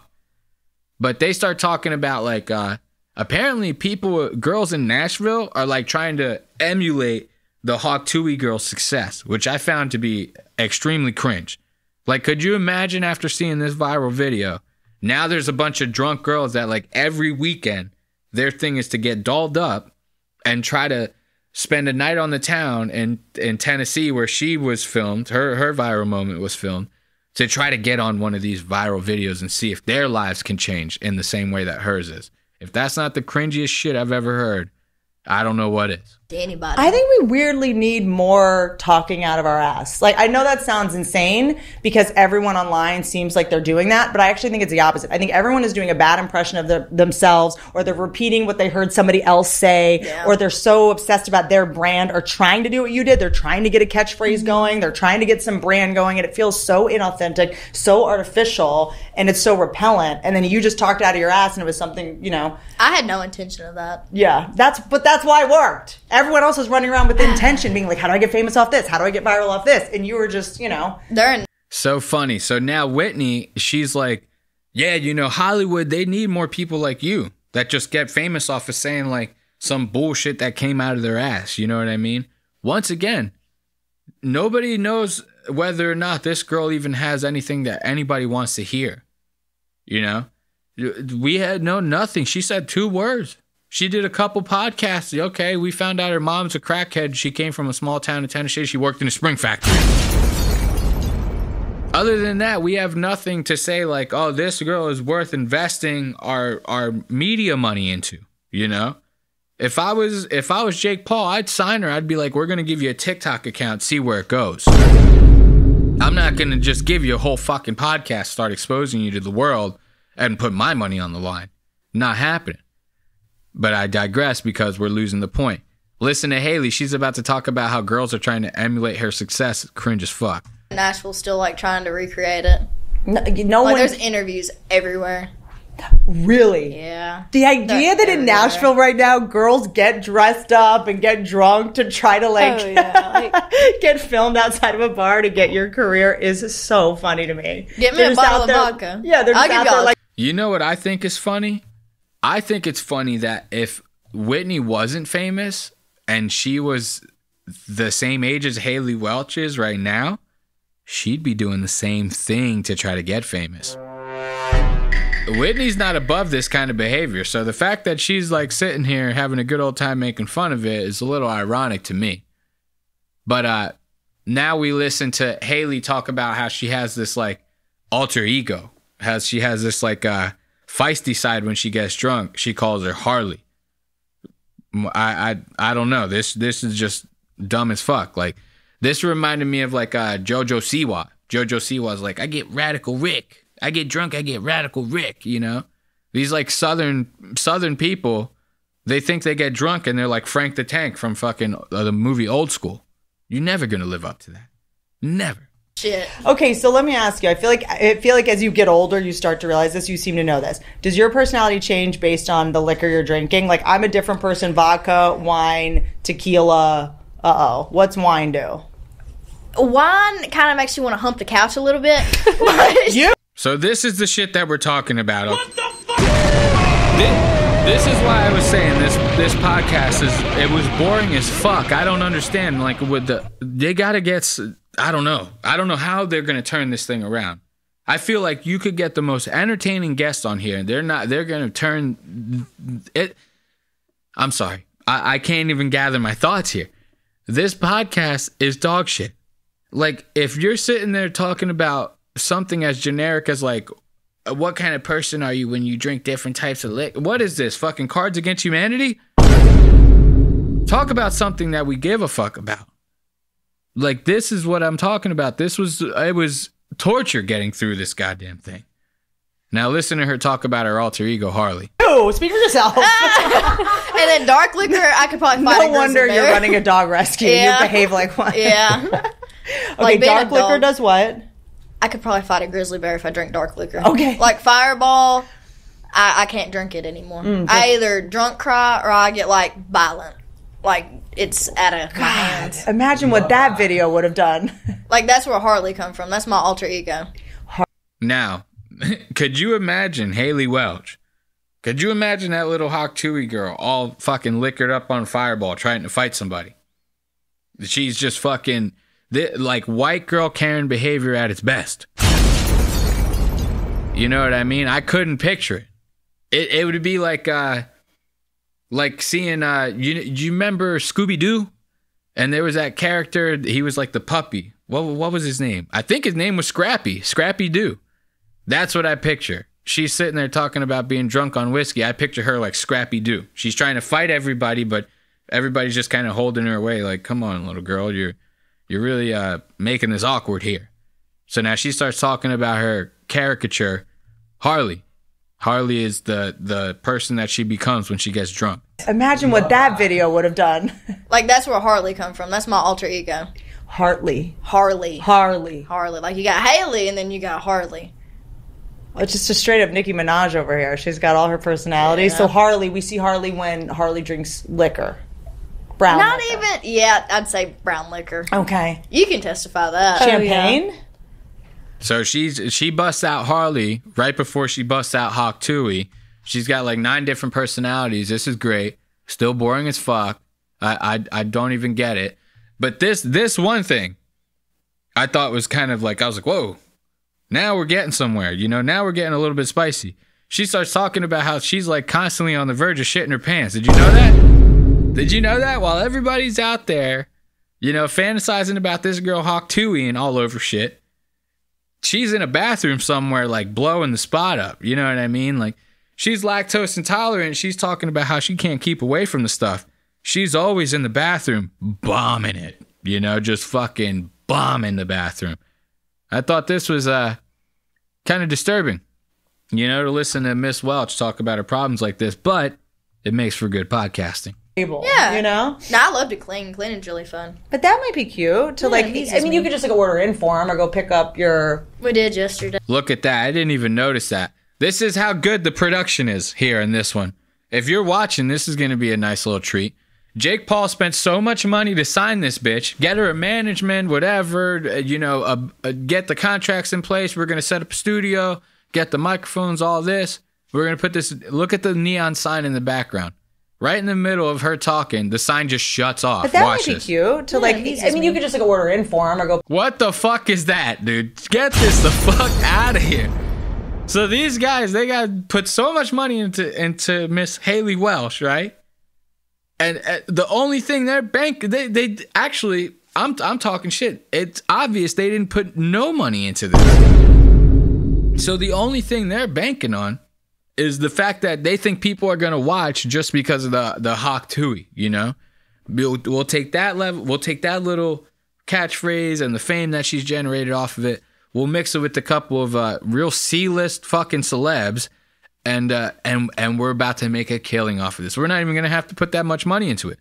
Jake Paul probably really thought to himself that this was gonna be like a easy cash grab type situation. And I guess it kind of is because they already got the sponsors and everything, so they're making something. But I don't know how much they can squeeze out of this, because if every episode's like this, I'm not watching. Fuck this. No, I love to clean. Cleaning's really fun. But that might be cute. Look at that to sign. like, I mean, you could just like order in for them or go pick up your... We did yesterday. You know? I haven't stayed the night with him in a while. She won't even let him stay at her house. Nice. Good shit, Haley. I'm not going to sit there and ask Granny, hey, Granny, can my man stay the night? That's a conversation I'm not Granny trying to would have not with Granny. care. Granny's Granny's going to proud. look at me, and I don't know. It weirds me out. So now Haley's talking. Look, this girl, this is what I'm talking about. She's a fraud, man. This girl is not spitting on shit. She's talking to, this girl is so innocent that she doesn't even let her boyfriend spend the night. She still lives with her granny. And her granny would totally let this guy spend the night. But she values the sacred relationship that she has with her grandmother so much that she doesn't even want to have that conversation with her. My sweet old granny. She doesn't even want to do that. So now this guy, he's got to have blue balls for like ever, just off of the fact that this girl actually don't spit on shit. I find this very hypocritical. Fair enough. So he can't sleep over. He could sleep in another room. I don't think she'd care, but I don't want to have the conversations. All it is. I don't mind that. I like that. I just like that's Granny. Granny thinks I'm like a pimp, you know. You know what I appreciate? A moral compass. Yeah, I appreciate that. Okay, we're getting off topic here, Whitney. Nobody gives a fuck about this moral compass. We need to hear about her shit in her britches, all right? Yeah, you know. Look I at love this. to clean. Cleaning's really fun. But that might be cute. Why does it keep going back to this time code? Go to this one. Yeah, you know. No, I love to clean. Cleaning's really fun. But that might be cute to like. I mean, you could just like order in. Sorry, folks, we're having technical difficulties. it is. I don't mind that. I appreciate it for shit. What this is really all about. Okay. You haven't slept over at his house. Appreciate that. Okay, I'm sorry. I got a little ahead of myself. The moral compass was leading into it. I was getting bored. I apologize. I'm getting bored right now watching the shit. All right, here we go. Miss Haliey Welch talks about shit in her pants. Appreciate a capacity for shame and embarrassment. Is the real reason you haven't slept over at his house is because you're scared to clog his toilet in the morning? Is that what this is really all about? Okay. Look at that. That's bad. That's when you know it's bad. Even her own manager, that guy he's supposed to be looking out for her. He's sitting there like, you sure you don't not let him stay over because you're gonna fuck the bathroom up like you do here at the studio? This guy, he's saying a lot without saying anything, you know? He's like, we can't even walk the halls when you're done fucking blowing that shit up. We are dying here. So I could only imagine what your boyfriend might be going through. This is rough. Watch this. Over at his house is because you're scared to clog his toilet in the morning? Is that what this is really all about? Look at Okay. Okay. Just because we figured out that I'm, what do you even call it? Lactose intolerant? Lactose Full of intolerant. shit? I am full of shit. Bro, this girl is literally 21 years. She hasn't figured out that she's lactose intolerant until she went to LA. What the fuck kind of shit is this? That's insane to me. How do you not figure that out? You haven't had like a bowl of cereal and been like, oh, you know what I mean? Like, what the fuck? It took you that long to figure that out? Really? Both ways. Yeah, I probably would clog his toilet. But you gotta just make a Starbucks run, or you know what I mean? Yeah. Get out Always of there. have a shit plan. Oh, listen, this is actually genius, dude. This manager, he's got like fucking dating 101, like God level fucking shitting advice when it comes to having a girl at your place. Listen to this. When there's a sleepover, that's But like by the way, rule tell number us your one. shit plan, Jamie. You want to hear my shit plan? Yes. It's actually fucking great. This is so I cool. live right up the block from here. So if there's ever a situation where I have to shit really bad and I'm with a girl, I always go, oh my God, there's an emergency at the office. Like someone's stuck in the garage. I'll be right back. Just stay here. I'll be right I back. love that people still do phones like this. Yeah, right. Like it still works like that. And then I'll just come here when no one's here and just come upstairs and shit and then go back home and be like, yeah, I had to let, my friend out of the garage. Everything's fine. Let's go back to sleep. That's what I do. I come here every time. Well, see, my issue. See, now that's genius level move, dude. So this guy's like, yeah, man, I have a girl come over. Forget all that. I shit at the office. That place is right up the street from my house. I just lie to the bitch. I'm like, yeah, I got to go up there, let the guy out the garage. This shit's crazy. You know what I mean? So now let's give it up for that shit plan. You know what I mean? And we'll give it up for the Tuah podcast. I'm telling you right now, probably some of the most boring shit that I've watched in a long ass time. And I'm going to tell you, I'm not the only one who thinks so. You know what I mean? Like I watched it and that's where I got my analysis from. This shit was boring. Other people online have just been speculating about it. I was watching the BFFs podcast with Dave Portnoy, and I love Dave Portnoy because he can be he's like an idiot. You know what I mean? And so like when shit comes out of his mouth that seems like offensive or kind of a little offlandish, it always comes from a place of him just being like a dumb Boston Italian idiot. That's really all it is. So He doesn't like filter that shit. He just like lets it fly. He doesn't take too much time to think before he speaks. And you get these like little nuggets of gold that come out of his mouth that just make me so happy. Gonna watch. He ends up bringing up Tuah and the fact that she's about to start a podcast. He hasn't watched it yet. And I couldn't have said this shit better myself. Listen to this guy. Perfect. The Tuah girl launching podcast on Jake Paul's network. Haliey Welch was known as Tuah girl launching her own podcast, Talk Tuah, on Jake Paul's Better Media Network. Yep. You're the first guest? I was one of the first guests, yeah. So now she has this guy on for the first guest of her podcast. Obviously, it's not the first episode that aired. And, bro, I'm going to tell you right now, I've been watching BFFs for like the past 4 weeks. I still don't know who this guy is. I have no idea what his name is. So this is the shit that I was talking about earlier with Haley's podcast. You got to get bigger names than this. If you want people to continue to watch that boring shit, we got to do better than whoever this guy is. I don't even know this guy's name. I've been watching the show for a month. Okay? Now let's listen to Dave talk about this. I think I might have been the first person she ever recorded with, but I don't know if I'm getting released first. I don't think I'm the first episode that gets released. How did it go? I'm going on it soon, and was it You're good? going on it too? Yeah. What, Dave, you want the invite now? No, I don't think I would go on. So now Brianna Chicken Fry is going on the show. People know Brianna Chicken Fry on TikTok and stuff like that, but once again, what are we doing here? Is she going to be like for the younger TikTok crowd, but then you've got Whitney Cummings on there? Like, that doesn't make a whole lot of sense, right? Who else are the guests going to be?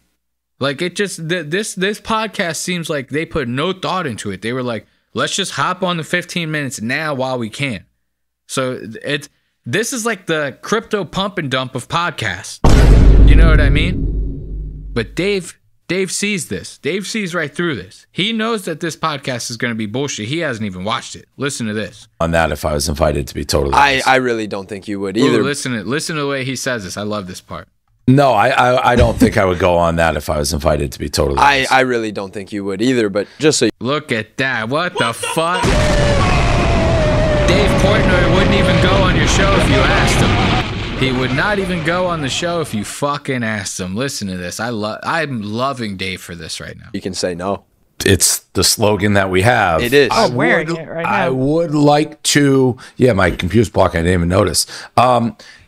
I would like to be invited so I could say no, but that would be a pretty fast no for me. How was it? It was good. I mean, you can tell. What did she talk about? She was like asking. See, now Dave's starting to get suspicious here.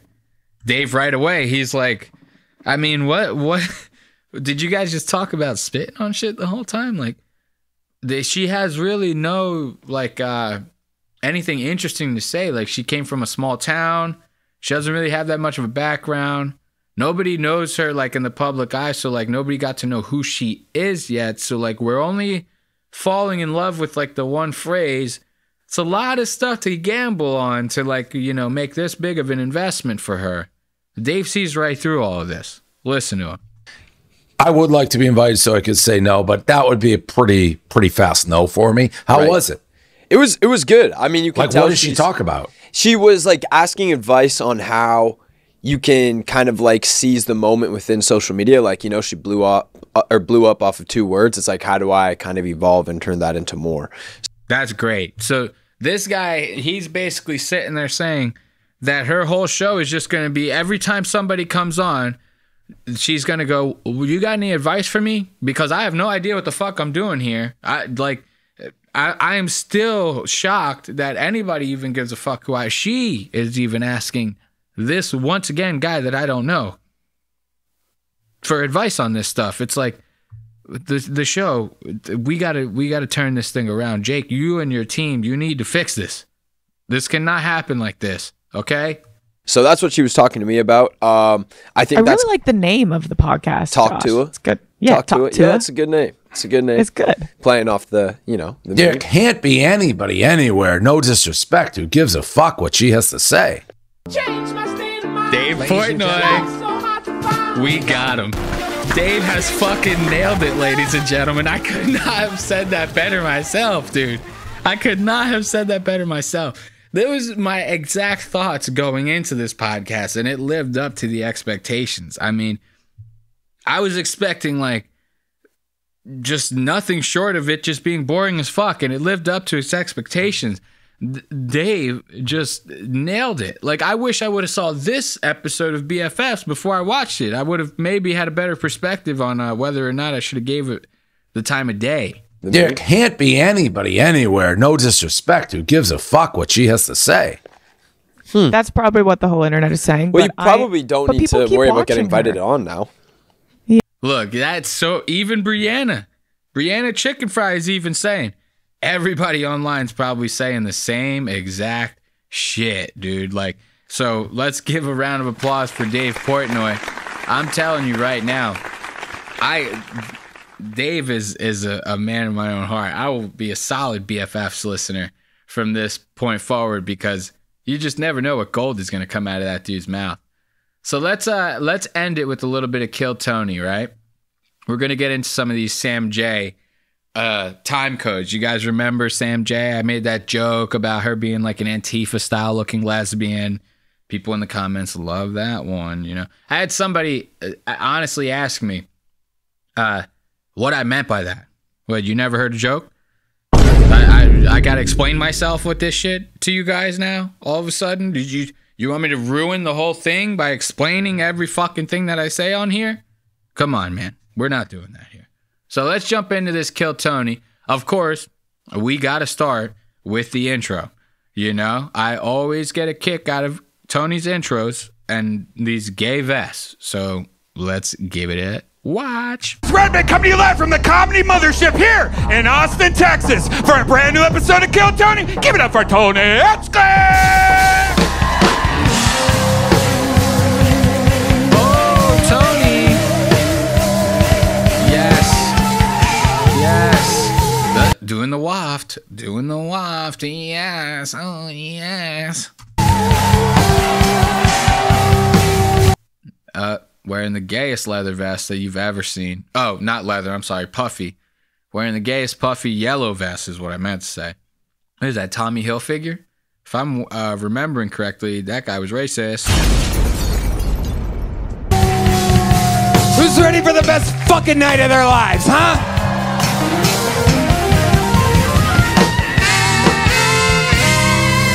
Does he give us the yippee? Does he do it this time? Let's see. Yippee! Oh, he did it. Fuck yes. All right. I mean, we cannot start the Kill Tony segment without going through the intro. I'm sorry, everybody. Now, we got Sam J and Greg Fitzsimmons. Let's give them a round of applause. We're about to check out their intro. So, yeah, Sam J, she comes in looking like a little dude, and Greg Fitzsimmons coming in looking like an old bald fuck. And we're going to get a nice little eyeful of that here. Before you know her from the roast of Tom Brady with me. You know him as one of the greatest guests and comedians in the history of the show. Make some noise for Sam J and Greg Fitzsimmons. It's kind of fucked up how Tony did that there. He goes, you know her from the roast of Tom Brady with me. Bro, she was in a movie with Jonah Hill way before that. You don't give her no credits for that. Why does Tony always have to try to make everything like he was the one behind it? That's the only reason he pushes like a lot of the shitty regulars and stuff on this show, like Drew Nikkens. Who the Drew Nikkens? We're gonna watch that fucking bomb fest later. So this shit is crazy to me. I digress.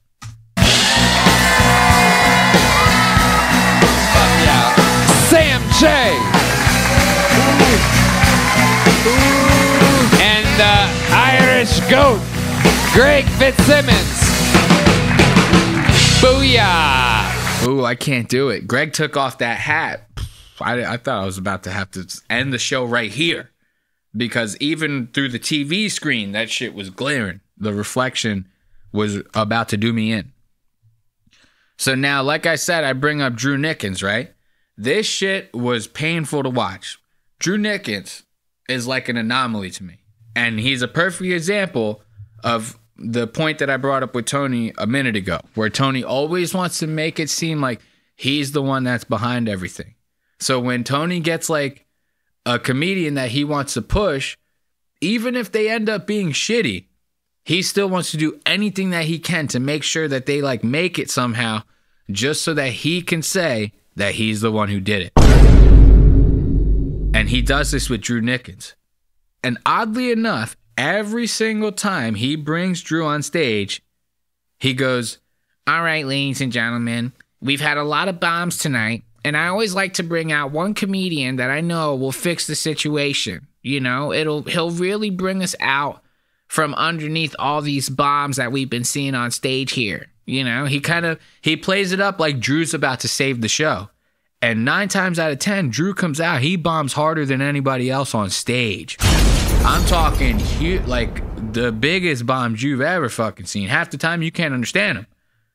So we're going to check out this set right here. Tony's going to do the same pitch, the same intro. Like I said, we got to get this bomb fest out of here and really bring the show back to life. There's so no much. This other is a lot of option. fun. Thank you, guys. There he goes, Goliath. I'm going to count that 40 seconds of mediocrity as a bomb. And with that, that means I bring to the stage a special force, if you will. Ladies and gentlemen, make some noise for the long-awaited return of Drew Nikkens.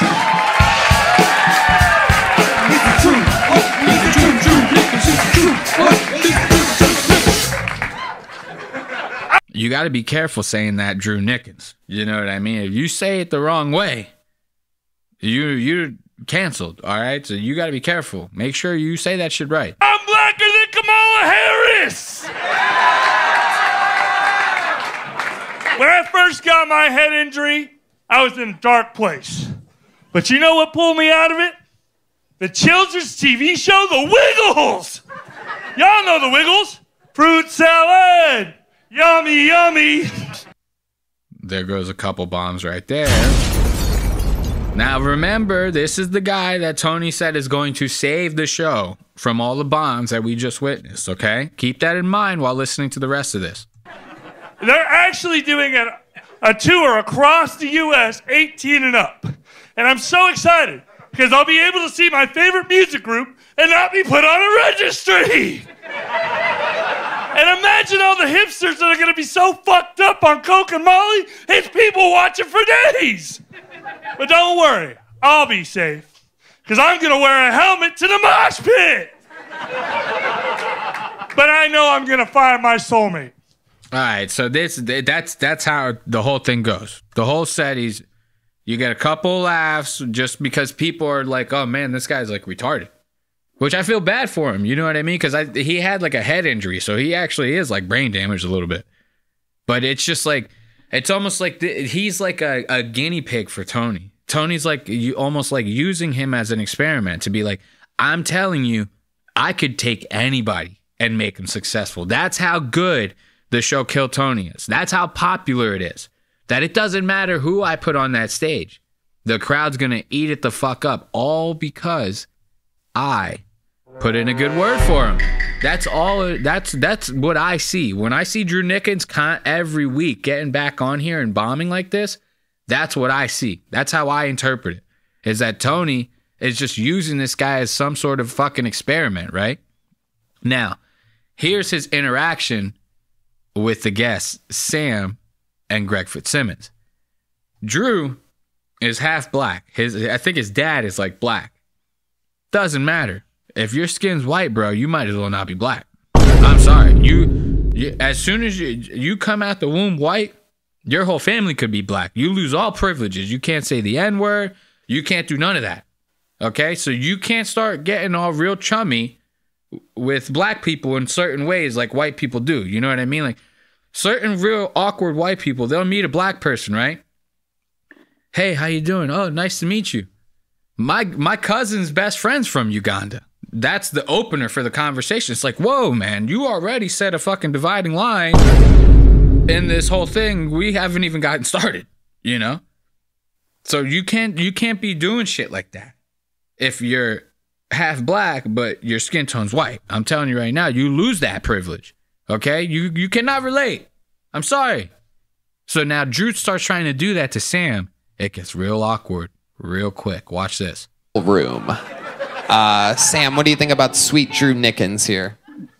Yo, that was fire. What's up, bro? That was fire because it was like in the tone of like every 90s commercial I ever grew up watching. So my brain was just programmed for it. Like, I don't even know what you said, but I felt good at the end. I was like, yeah, that was complete. I feel good as shit. See, so now Sam, she feels bad for Drew. She's like, this is her first impression of him. She's like, I feel bad for this guy. You know what I mean? He's kind of like making an ass of himself on stage. So she's like, man, you sounded like the 90s commercials. It gave me like a sense of nostalgia. And even though I didn't know what you said, it made me feel real good as soon as you got done saying it. So right now, she's kind of on Drew's side. And Drew's about to fuck that up in the most fucking awkward way possible. Watch this shit. absolutely adorable set, Drew. You came out guns a-blazing, blacker than Kamala Harris, which is true. Believe it or not, Drew Nikkens, I've seen pictures. His father is black. It is unbelievable. He's truly black. Sam. See that? That's right there. So now Tony brings up the fact that his father's half black, right? Not too awkward, you know, because of the joke that he made. He opened his set by saying, I'm blacker than Kamala Harris. Because everybody knows that bitch is like Indian. So that's his opener. So Tony's just, you know, talking on that. So it's not gotten awkward yet. So now Tony finishes, he's like telling that to the crowd. Isn't this an interesting fact about Drew? And Drew could just double down on the Kamala Harris joke and be like, yeah, I'm way blacker than that chick, whatever. Or he could just leave it alone, you know. Even that was a little risky. Instead, he says to Sam, yeah, Sam, I'm half black. Did you know that? Did you know that I'm half black? Like, we could be cool now. Like, you know, you don't have to be like this, like, you know, BLM, Antifa, lesbian, like, and have your walls up with me. Like, we're on the same team because my dad's half black. And she's like, motherfucker, no, that's not how this shit works at all, okay? Watch this, and this shit is gold, dude. Watch this. Is black. It is unbelievable. He's truly black. Sam. He's very excited to be black. I swear, she looked like she wanted to kill me. I don't listen, man. Weirder things have happened. I gotta see the pic though. It is true. See, so now even now Sam is trying to save it. You know what I mean? Even now, she's like, I didn't like that very much, but we are putting on a show here. So she goes, I don't know. I gotta see the pics, man. I don't need it. I don't believe it. So they actually pull the pics out from Drew's phone and show her and stuff like that, which is whatever. But now Drew keeps doing it. He keeps trying to like relate to her on like black culture and stuff, which I mean Drew might have experienced throughout his life having a black father. But once again, the optics are not there. You know what I mean? There's something about you having white skin. This shit don't work. You cannot do this. So now watch him try this with her again, dude. This shit is almost painful to watch. Drew, life's been good since you joined the show? Yeah, I went on my first date in 2 years, like 2 weeks ago. There's not going to be a second, though. Don't worry. There's not going to be a second date. No. What happened? She said, I can't give you what you deserve. I just want attention. She said that? Or was that you that said that? No, she said that. I have the text messages to say it. Oh, she sent it via text. Yeah, it was, dog, I cried to Mariah Carey like for 4 hours after that. Oh. So now see right here, this is the first little inclination of it. He goes, dog, I cried for like 4 hours because of that. So now Sam hears this. She's like, here we go with this bullshit again. He's like code switching on stage over the fact that I'm here. Now, Drew he probably is like a real big fan of her, and that's probably why he's trying to like, you know, suck up to her like this. But this ain't the way to do it. You're doing it the wrong way, my friend. So Sam hears him. He's like, dog, I cried for like 4 fucking hours listening to Mariah Carey off of that shit. And Tony's like, wait, oh, you did? And he keeps doubling down. He's on the code switching. Watch, listen to him. He attacks. Yeah, it was, dog, I cried to Mariah Carey like for 4 hours after that. Oh, you stop it. You did not. We belong together. Wow. So now he's singing and he goes, we belong together. And he's trying to sing it on stage to show everybody, including Sam, like, yeah, I listen to R&B. Like, I get down to Mariah Carey, and when I get sad, I pop that shit on. That shit really brings me back up. You know, that shit bring me back to life, dog. You know what I'm saying, motherfucker? So he's trying to get, like, that kind of vibe out of Sam.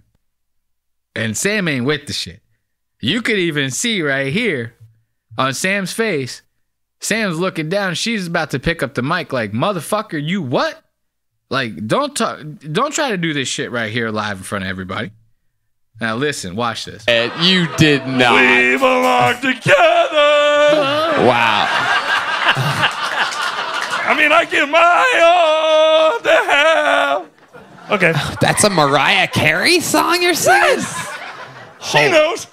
What the hell is that supposed? Look at that, Drew Nikkens. What the fuck was that? So now he finishes singing this Mariah Carey, and Tony's like, I don't know. Oh, look at that. My hair's getting crazy. Sorry, folks. So Drew, he sings the Mariah Carey, and Tony's like, I don't know Mariah Carey. You know, I don't get down to that kind of music. Is that even a Mariah Carey song? And Drew's like, yeah, it's a Mariah Carey song. She knows. She's black. She can vouch for me. Right? Black people love Mariah Carey, right? And she's looking at him like, nah, dog. Nah. That's not what we're, nah, bro. We ain't doing that shit. Not here. Not tonight. We ain't doing that. Listen to this. This is gold. Supposed to mean. Look, watch. She knows. What the hell is that supposed to mean? She's nah, bro. I don't know, bro. We both had a crush on Mariah Carey. What's up? So now he's trying to save it. He's trying to say, oh, you're a lesbian, so we both had a crush on Mariah Carey. You know what I'm talking about, right? You know. And she's like, and now he just made it worse. Now you went from, oh, he was making like, oh, they were relating on black people loving Mariah Carey. Now he's trying to just turn it around on her because she's a lesbian. So Drew's fucking drowning right here. You know what I mean? I'm loving this. This is funny as fuck. This is like American Idol when they be showing you the ones that didn't make it. but like if it didn't stop. Like, you know, they cut it at some point. God damn. I mean, Sam J fucking hating on fucking Drew Nikkens, dude. This shit is wild. And then we're going to end it on a little bit of Pauley Shore. I didn't even know that Pauley Shore was on this episode because the title of it is just Greg Fitzsimmons and Sam J. Pauly ends up coming on here maybe for like a surprise set or something. Yeah, I'm telling you, he is hawked the fuck up on drugs. Like, he can't even finish the punchlines. Wait until you see this shit. Laser just killed himself in the back, so you guys will never have to see his fucking ass again. I'm just saying. And I've taken over for Laser. Now it's the Wheeze fucking time, bro. What the fuck do you think, bro? Yes. Thank you guys for coming. Give it up for Kill Tony and the fucking Shazam crew. Fucking Shazam. So, you ready for my fucking rim shots this time, Mike? Wake the fuck up and stop texting when I'm on fucking stage, you cock. So right now, Pauly's not doing too bad. You know, he's doing his normal Pauly shtick. He's talking shit, you know, doing whatever. But it's about to take a left turn real fucking quick. Watch it. You can kind of tell if you watch closely that he looks a little disheveled a little bit. But now you start hearing it in his voice. This dude's like drugged the fuck up. And weird enough, they cut the audio for like 2 minutes. Like prior to him being on stage. They left the video on, but it was just dead silent. They just cut the audio. So I don't even know what could have possibly been said before this guy got on stage or whatever the fuck situation was. But he's clearly fucked up, and you're about to see it now. Sucker. I'm in front of 20,000 people, kind of eating shit at Madison Square Garden. I do a rim shot joke, and he's fucking, I'm going like, I need help, and he fucking doesn't do shit. Anyways, I've been matching with a lot of black chicks on Bumble lately. I think I was on the dating app Bumble. It's where women choose you, and lately a lot of black chicks, they've been fucking choosing me. I had no fucking idea my whole life. Look at that. So Pauly now, he's dropping the microphone down. He's not even talking into the mic. He's sitting there telling this joke. This is the first joke he's told since he got on stage. You know what I mean? He was just busting balls the whole time, you know, doing his little intro. He's halfway through the joke. He's already putting the mic down. He doesn't even know what the fuck is happening here. Watch this. This is wild. Lately, I think I was on the dating app Bumble. It's where women choose you, and lately a lot of black chicks, they've been fucking choosing me. I had no fucking idea. My whole life I've been picking up on the wrong chick. My whole life I've been picking... See, so he's losing it right now. He thinks he's just talking to the crowd, period. He doesn't even know there's a mic in his hand hardly. Now keep watching. This is getting worse. My whole life I've been picking up on the crack ass hoes, and I left these fine ass Shaniquas on the motherfucking table. Ain't that a motherfucking bitch? I was dating a girl recently, and she did break up with me for a black guy. I said, why'd you do that? And she said to me, I just like black dick. So what the fuck was that? So Pauly is obviously losing his edge here. Now we're about to end it on this one. He's about to stumble over a punchline and fuck the whole thing up. This guy has lost his way. Watch this. So what I did is I spray painted my dick back, and I fucked that up.